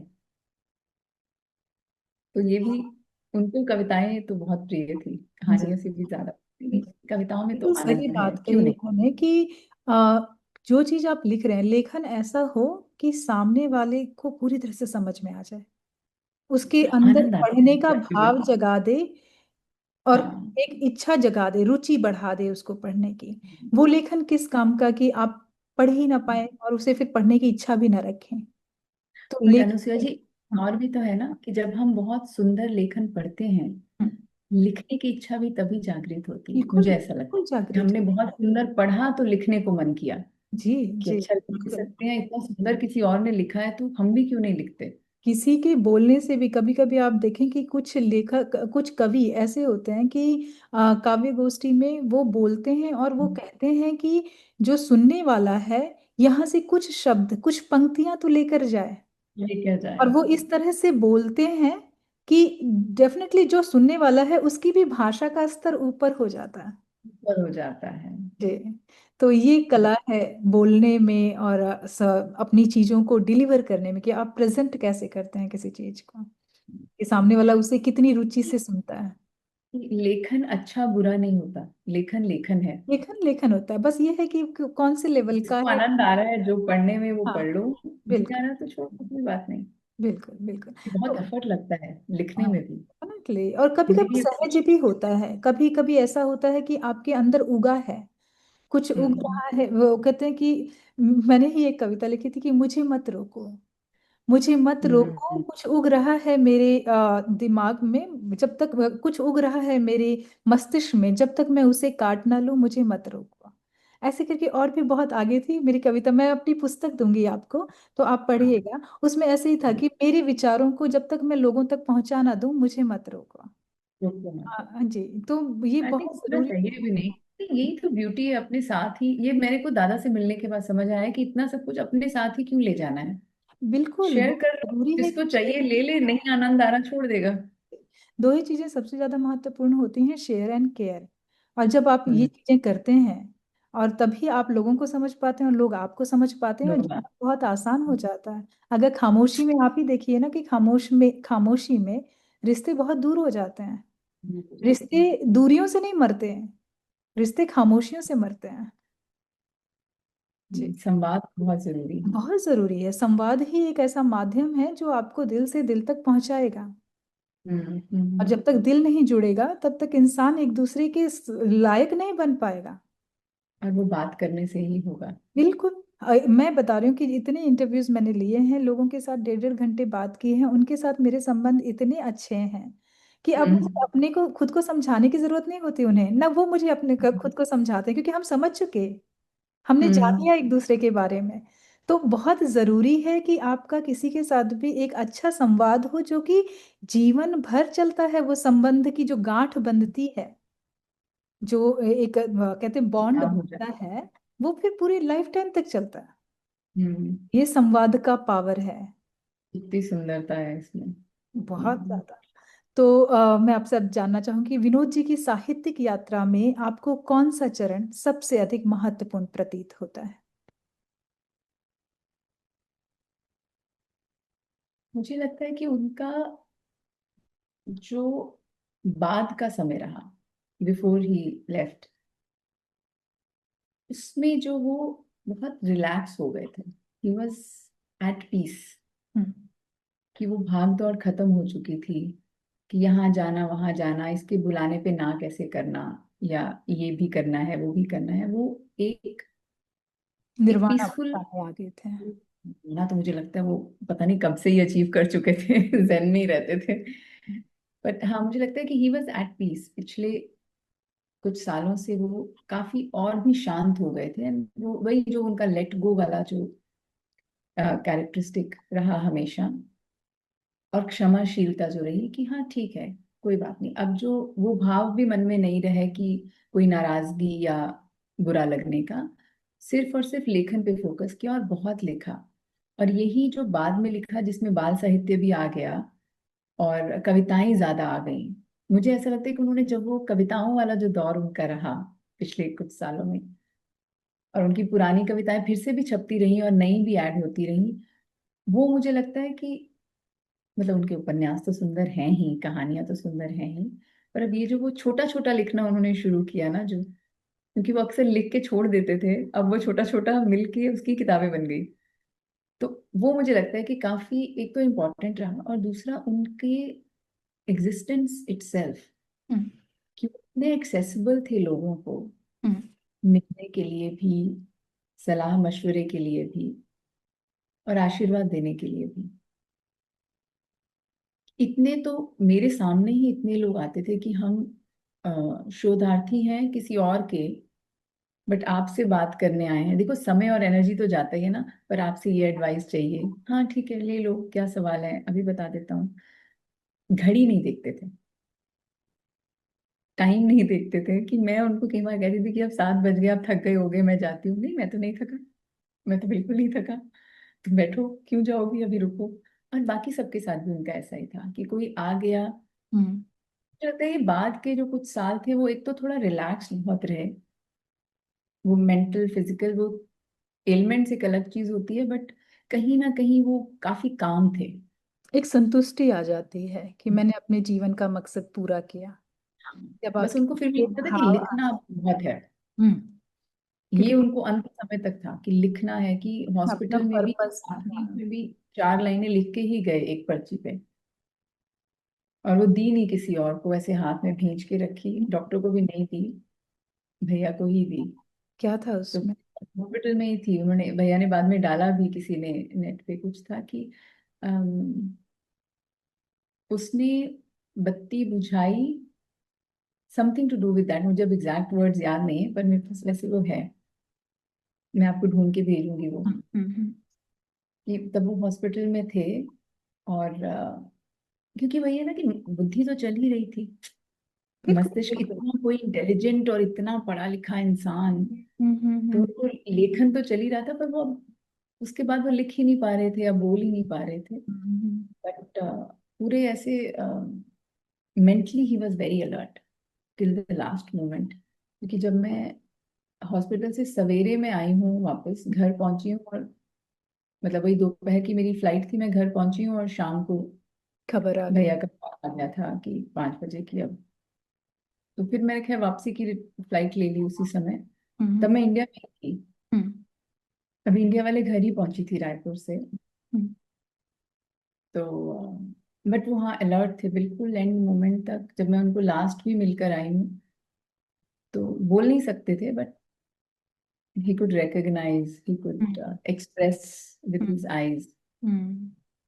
और इतने लोग उनको ये कुछ। आपने जिस बात को अभी जिस तरह से बताया है, इससे मुझे एक जो चीज से समझ आ रही है कि वो लेखन जो है कुछ मतलब जैसे हम कहें, उनकी उनका देहांत कौन से साल में हुआ था? अब ये 2025 दिसंबर। 25 में हुआ है। और 2020 से उनका लेखन बदला है। आपने जिस तरह से बताया कि वो छोटी छोटी लिखते थे, वो बाल कहानियां या बाल कविताएं लिखते थे। ये ट्रांसफॉर्मेशन बहुत सारी सोल के साथ हुआ है। ऐसा जो जैसे मतलब मैं नहीं जानती कि उनके साथ कैसा हुआ है, लेकिन बहुत सारे लोग जागे हैं, अपनी मकसद के लिए जागे हैं। और उन्होंने ये चाहा है कि मतलब हम लिखें, हम कविताएं करें, हम लेखन लिखें, लोगों से संवाद करें, ताकि अ, चीजें समझ में आए कि इन्वायरमेंट में सही क्या होना चाहिए, सही क्या चलना चाहिए। इस तरह की अवेकनिंग पूरे विश्व में हुई है, और समय बदला है, जिसे कहते हैं समय परिवर्तन के साथ में सोल का परिवर्तन हुआ है। तो जिस तरह के आपने हालात बताए कि वो लिखते थे और वो बहुत ज्यादा लिखने की कोशिश कर रहे थे, तो शायद उन्हें भी ये जागृति, वो तो पहले से ही जागृत थे, वो इसी मकसद के साथ आए थे इस धरती पर कि उन्हें लिखना है और लोगों को जगाना है, लोगों को समझाना है। वो तो यही कहते थे कि अभी तो मैंने बहुत कम लिखा है। हाँ, तो इस ये चीज शब्द है कि को अभी तो कम लिखा है, अभी तो हम बहुत लिखा लिखना और है। लिखना है। तो और ये बहुत है, चीज उनका लिखा हुआ भी इतना है कि छपाते रहे भैया। बिल्कुल बहुत लिखा बिल्कुल। हुआ भी बहुत है अभी भी। और यही वो आपको भी उद्देश्य वो देना चाहते हैं, या मुझे भी आपके माध्यम से देना चाहते हैं, कि अगर आपके अंदर कुछ आ रहा है, उसे लिखिए और छपवाइए, हम्म। क्योंकि आप माध्यम बनिए। जो वो हम्म। नहीं कर पाए हैं, वो आप लोगों के माध्यम से वो होना चाहिए। हम्म। जी, ये बहुत बड़ी सीख है और हम लोगों के लिए कि जब तक सही आपका कह ये रही रथ काम कर रहा है, क्योंकि हम्म। दिमाग तो बहुत चल रहा होता है, सोल चाह भी रही होती है काम करना, लेकिन समय निकल जाने के बाद आप वो चीज कर भी नहीं पाते, कर सकते। तो वो ये कहना चाह रहे हैं कि जब तक आप सही सलामत है और सही समय पर जागृत हो जाएं, समय का हम्म। व्यर्थ न गवाएं। और हम्म। क्योंकि जितना लिखेंगे उतना ही बाहर निकलेगा, जब तक आप लिखना शुरू नहीं करेंगे तब तक वो बाहर नहीं निकलेगा, उपजेगा ही नहीं। कहते हैं ना कि खेती भी ऐसी होती है कि जितना काटेंगे फिर उसे फिर से समतल करेंगे, फिर से उसे जोतेंगे, फिर जाकर के वो चीजें बाहर आएंगी। हम्म। तो लेखन भी ऐसा ही होता है। तो हम्म। बहुत अच्छा संदेश देकर गए हैं वो। और हमें इन चीजों से सीखना चाहिए कि हमें व्यर्थ समय व्यर्थ नहीं गंवाना है। हम्म। एक लेखन कर। बड़ी अच्छी यही कविता की दो लाइनें मैं सुनाती हूँ कि समय की फकीरी समझ फकीरा, देर ना कर, बैठे बैठे ही बस विचारों का ढेर ना कर। ब्यूटीफुल। ये कविता मैंने पूरी लिखी है, मैं आपको सुनाऊंगी। अच्छा, आपकी अपनी लिखी हुई है? मेरी अपनी कविता है। भाई बिल्कुल ये ऐसे लग रहा है कि किसी एंशियंट दोहे किसी ने लिखे हैं। और जी जी, ऐसे ही कुछ था कि मेरे साथ भी ऐसे ही हो रहा था कि बस आई है दिमाग में और मुझे कलम उठाना है और लिखना है। और जब तक वो लिखना है। पूरा ना हो जाए तो उसे मतलब लिखते ही जाना है मुझे। और मैं जब हम्म। देखती कि अरे इतनी बड़ी कविता तैयार हो गई। और ये हम्म। वही घटना है जो मैं बता रही हूँ कि 2020 के समय पे जब अवेकनिंग हुई आपकी, आपको एक ऐसी किक लगी, जैसे अभी आपने अपना शुरू किया है कि मुझे ये कविताएं पढ़नी है और वीडियो बनाकर डालना है। आपको नहीं पता है कि आप ये कितना बड़ा काम कर रही हैं, मतलब आपको ऐसा लग रहा होगा कि मैंने जस्ट अभी शुरुआत की है, लेकिन ये बहुत हम्म। सारे सुनने वालों के लिए आपने अपना मकसद शुरू किया है। पर इसके लिए भी अनुसुईया जी, मैं ना शाश्वत भैया को क्रेडिट देना चाहूंगी कि हम्म, जब मैं दादा चले गए, उनका जन्मदिन था 1 तारीख को, तो मैं रायपुर में थी, हम घर पे बैठे थे, तो मैं और भैया तब अकेले थे, हम बात कर रहे थे। मैंने कहा कि भैया मुझे बहुत ग्लानि हम्म, महसूस होती है कि दादा ने मुझे बोला था हम्म, कि ये सब इकट्ठा कर लो और छपाते हैं, तो हम्म, वो रह गया। हम्म, तो मैंने कहा कि अब कोई बात नहीं, अब आप ऐसा मत सोचो। हम्म, फिर सामने से आया। हम्म, देखिए, यूनिवर्स भी सुनता है। हम्म, तो जो ज्ञानपीठ वालों की एक पत्रिका है, हम्म, नया ज्ञान पे, हम्म, अभी उसमें 3 कविताएं छप गई, तो मैं भैया को ये कह रही थी कि मेरे मन से ये हो गया कि चलिए कुछ हो गया, और दादा की पसंदीदा पत्रिका में छपा जी पहली बार। तो बट स्लो रहा, इसलिए थोड़ा लगता तो है कि उन्होंने कहा भी। तब नवंबर की बात है ये, मुझे लगा ही नहीं था कि ऐसा, मुझे लगा हाँ ठीक है ना, आपके अगले जन्मदिन से पहले कर लेंगे, डोंट वरी। पर फिर उसके बाद वो एक बार हॉस्पिटल गए, फिर दोबारा हॉस्पिटल गए, फिर वो आए ही नहीं।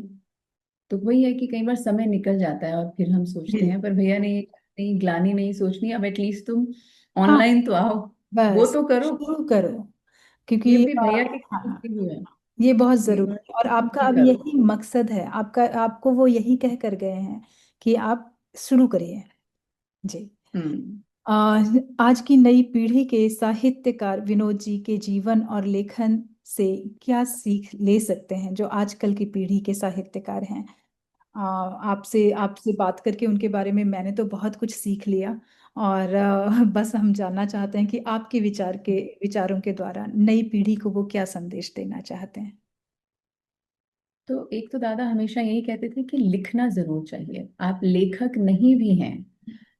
उनके एक ये शब्द हैं कि हर व्यक्ति को अपने जीवन में एक किताब लिखनी चाहिए। जो भी लिखिए, छपाइए ना छपाइए, छपाना ही चाहिए, लेकिन पर एक किताब जरूर लिखनी चाहिए। और दूसरा जो मुझे लगता है कि जो शब्दों के बीच का जो मौन है, हम अक्सर उसे भरने के प्रयत्नों में लगे रहते हैं, जो मैंने दादा से सीखा। और वो हमारा मैच भी किया, इसीलिए कि वो सेंटेंसेस के बीच में, वो कहते हैं ना कि रीड बिटवीन द लाइंस, हम्म। वो आप उनकी लेखनी में भी पाएंगी और उनकी बातों में भी था कि भरने की जरूरत नहीं है, वो बहुत बहुत शब्दों बहुत कुछ की कह नहीं। जाता है।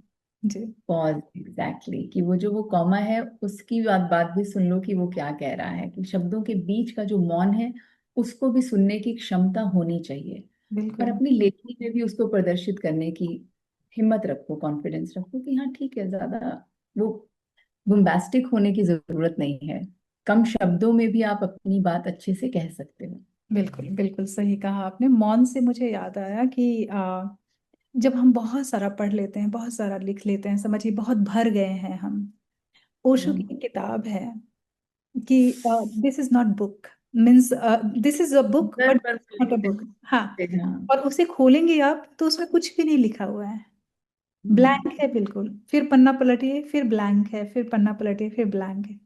वो किताब ये सिखाती है कि अब खाली होने की जरूरत है। हाँ, बहुत ज्यादा भर लिया। भर लिया, अब एकदम ब्लैंक हो अद्भुत। जाए। अद्भुत उनकी भी किताबें आप उठाइए, अद्भुत। वो तो मतलब मैजिक। मैं उन्हें सुनती हूँ और मैं हाँ। अचंभित हो जाती हूँ कि एक व्यक्ति के अंदर इतना संसार समाया है। कहाँ से कौन सा सिरा कौन सा छोर, समझ बिल्कुल, ही नहीं और वो आता। खुद ही कहते हैं। अनंत। एक चीज जैसे लगता है कि हम भावनाओं को व्यक्त करने में शायद उतने अच्छी तरीके से व्यक्त नहीं कर पाते। वो एक एक रेसे को जैसे, मतलब भावनाओं की एक रेसा पतला सा पकड़ के उसको ही इतनी अच्छी तरीके से एक्सप्लेन करते हैं कि आपको लगता है कि ये तो सही है बिल्कुल। वो नहीं कहते समाज, मतलब समाज सोसाइटी ये हर चीज परे छोड़ो, लेकिन आप खुद क्या हम्म। हो, खुद क्या महसूस हम्म। करते हो, खुद क्या घटित हो रहा है आपके अंदर, उसको हम्म। एहसास, उनको सुनने के बाद हम एहसास कर पाते हैं कि सचमुच में हम्म। हमारे साथ क्या घटित हो रहा है। जी, तो ये क्योंकि बहुत। हम वो पॉज हाँ, ही नहीं लेते हैं ना। We don't pause. भाग दौड़ में ही लगे रहते हैं, ये भी करना है, ये भी बिल्कुल पाना है। बिल्कुल बिल्कुल, कि हम बहुत ज्यादा भागदौड़ में, रुकना जरूरी है, सुनना जरूरी है, चुप रहना जरूरी है, भर गए हैं तो तो खाली होना मन जरूरी है। होना जी जी। जरूर। और अगर खाली है तो भरना भी जरूरी है। जरूर। जी, बहुत अच्छा लगा आपसे बात करके नीतू जी। मुझे। जी, और विनोद जी के बारे में बात करके तो इतना अच्छा महसूस हुआ कि ऐसे लगा जैसे वो हमें कोई संदेश देने आए हैं। जिस तरह से आपने उनका चित्रण किया, उनके लेखन का चित्रण, उनके व्यक्तित्व का चित्रण, ये एकदम अद्वितीय अद्भुत था मेरे लिए। और आगे भी आपसे बात होती रहेगी। आप अपने अपना लेखन लिखें, एक बार हम आप पूरा आपके लेखन के ऊपर चर्चा करना चाहेंगे अगली बार कभी। तब तक के लिए खुश रहिए, मस्त रहिए। नमस्कार। नमस्कार। शुभ रात्रि। Good night. जी।